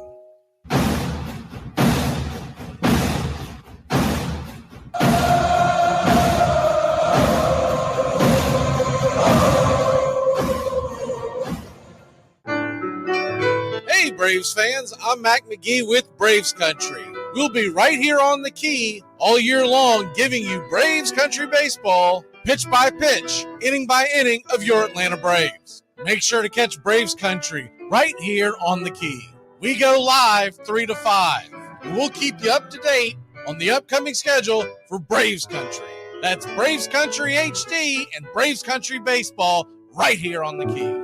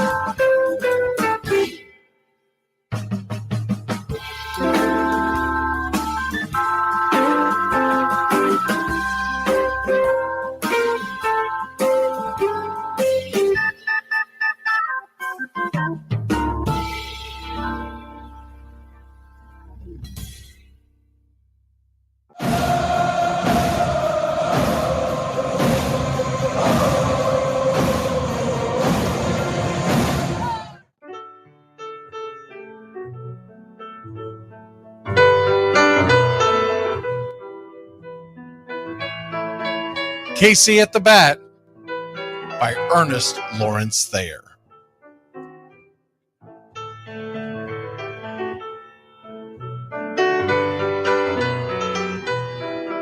The outlook wasn't brilliant for the Mudville Nine that day. The score stood 4-2, but with 1 inning more to play.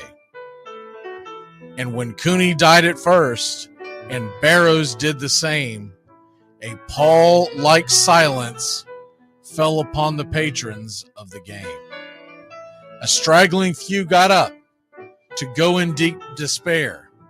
The rest clung to the hope which springs eternal in the human breast. They thought, if only Casey could but get a whack at that, we'd put up even money now with Casey at the bat. But Flynn preceded Casey, as did Jimmy Blake, and the former was a hoodoo, while the latter was a cake. So upon that stricken multitude, grim, melancholy sat, for there seemed but little chance of Casey getting to the bat. But Flynn let drive a single, to the wonderment of all, and Blake, the much despised, tore the cover off the ball. And when the dust had lifted, and men saw what had occurred, there was Jimmy safe at second, and Flynn a hugging third. Then from 5,000 throats and more rose a lusty yell. It rumbled through the valley, it rattled in the dell. It pounded on the mountain and recoiled upon the flat, for Casey, mighty Casey, was advancing to the bat. There was ease in Casey's manner as he stepped into his place. There was pride in Casey's bearing, and a smile lit Casey's face. And when responding to the cheers, he lightly doffed his hat. No stranger in the crowd could doubt 'twas Casey at the bat. 10,000 eyes were on him as he rubbed his hands with dirt. 5,000 tongues applauded when he wiped them on his shirt. Then while the writhing pitcher ground the ball into his hip, defiance flashed in Casey's eye, a sneer curled Casey's lip. And now the leather-covered sphere came hurtling through the air, and Casey stood a-watching it in a haughty grandeur there. Closed by the sturdy batsman, the ball unheeded sped. That ain't my style, said Casey. Strike one, the umpire said. From the benches black with people, there went up a muffled roar, like the beating of a storm waves on a stern and distant shore. Kill him! Kill the umpire! Shouted someone on the stand, and it's likely they'd have killed him had not Casey raised his hand. With a smile of Christian charity, great Casey's visage shone. He stilled the rising tumult. He bade the game go on. He signaled to the pitcher, and once more the dun sphere flew. But Casey ignored it, and the umpire said, "Strike two!" "Fraud!" cried the maddened thousands, and echoed answered, "Fraud!"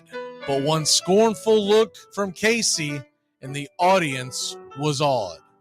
They saw his face grow stern and cold. They saw his muscles strain, and they knew that Casey wouldn't let that ball go by again. The sneer is from Casey's lip. His teeth are clenched in hate. He pounds with cruel violence his bat upon the plate. And now the pitcher holds the ball, and now he lets it go. And now the air is shattered by the force of Casey's blow. Though somewhere in the favored land, the sun is shining bright. The band is playing somewhere, and somewhere hearts are light. And somewhere men are laughing, and somewhere children shout. But there is no joy in Mudville. Mighty Casey has struck out. Casey at the Bat, Ernest Lawrence Thayer, published June 3rd, 1888. San Francisco Examiner.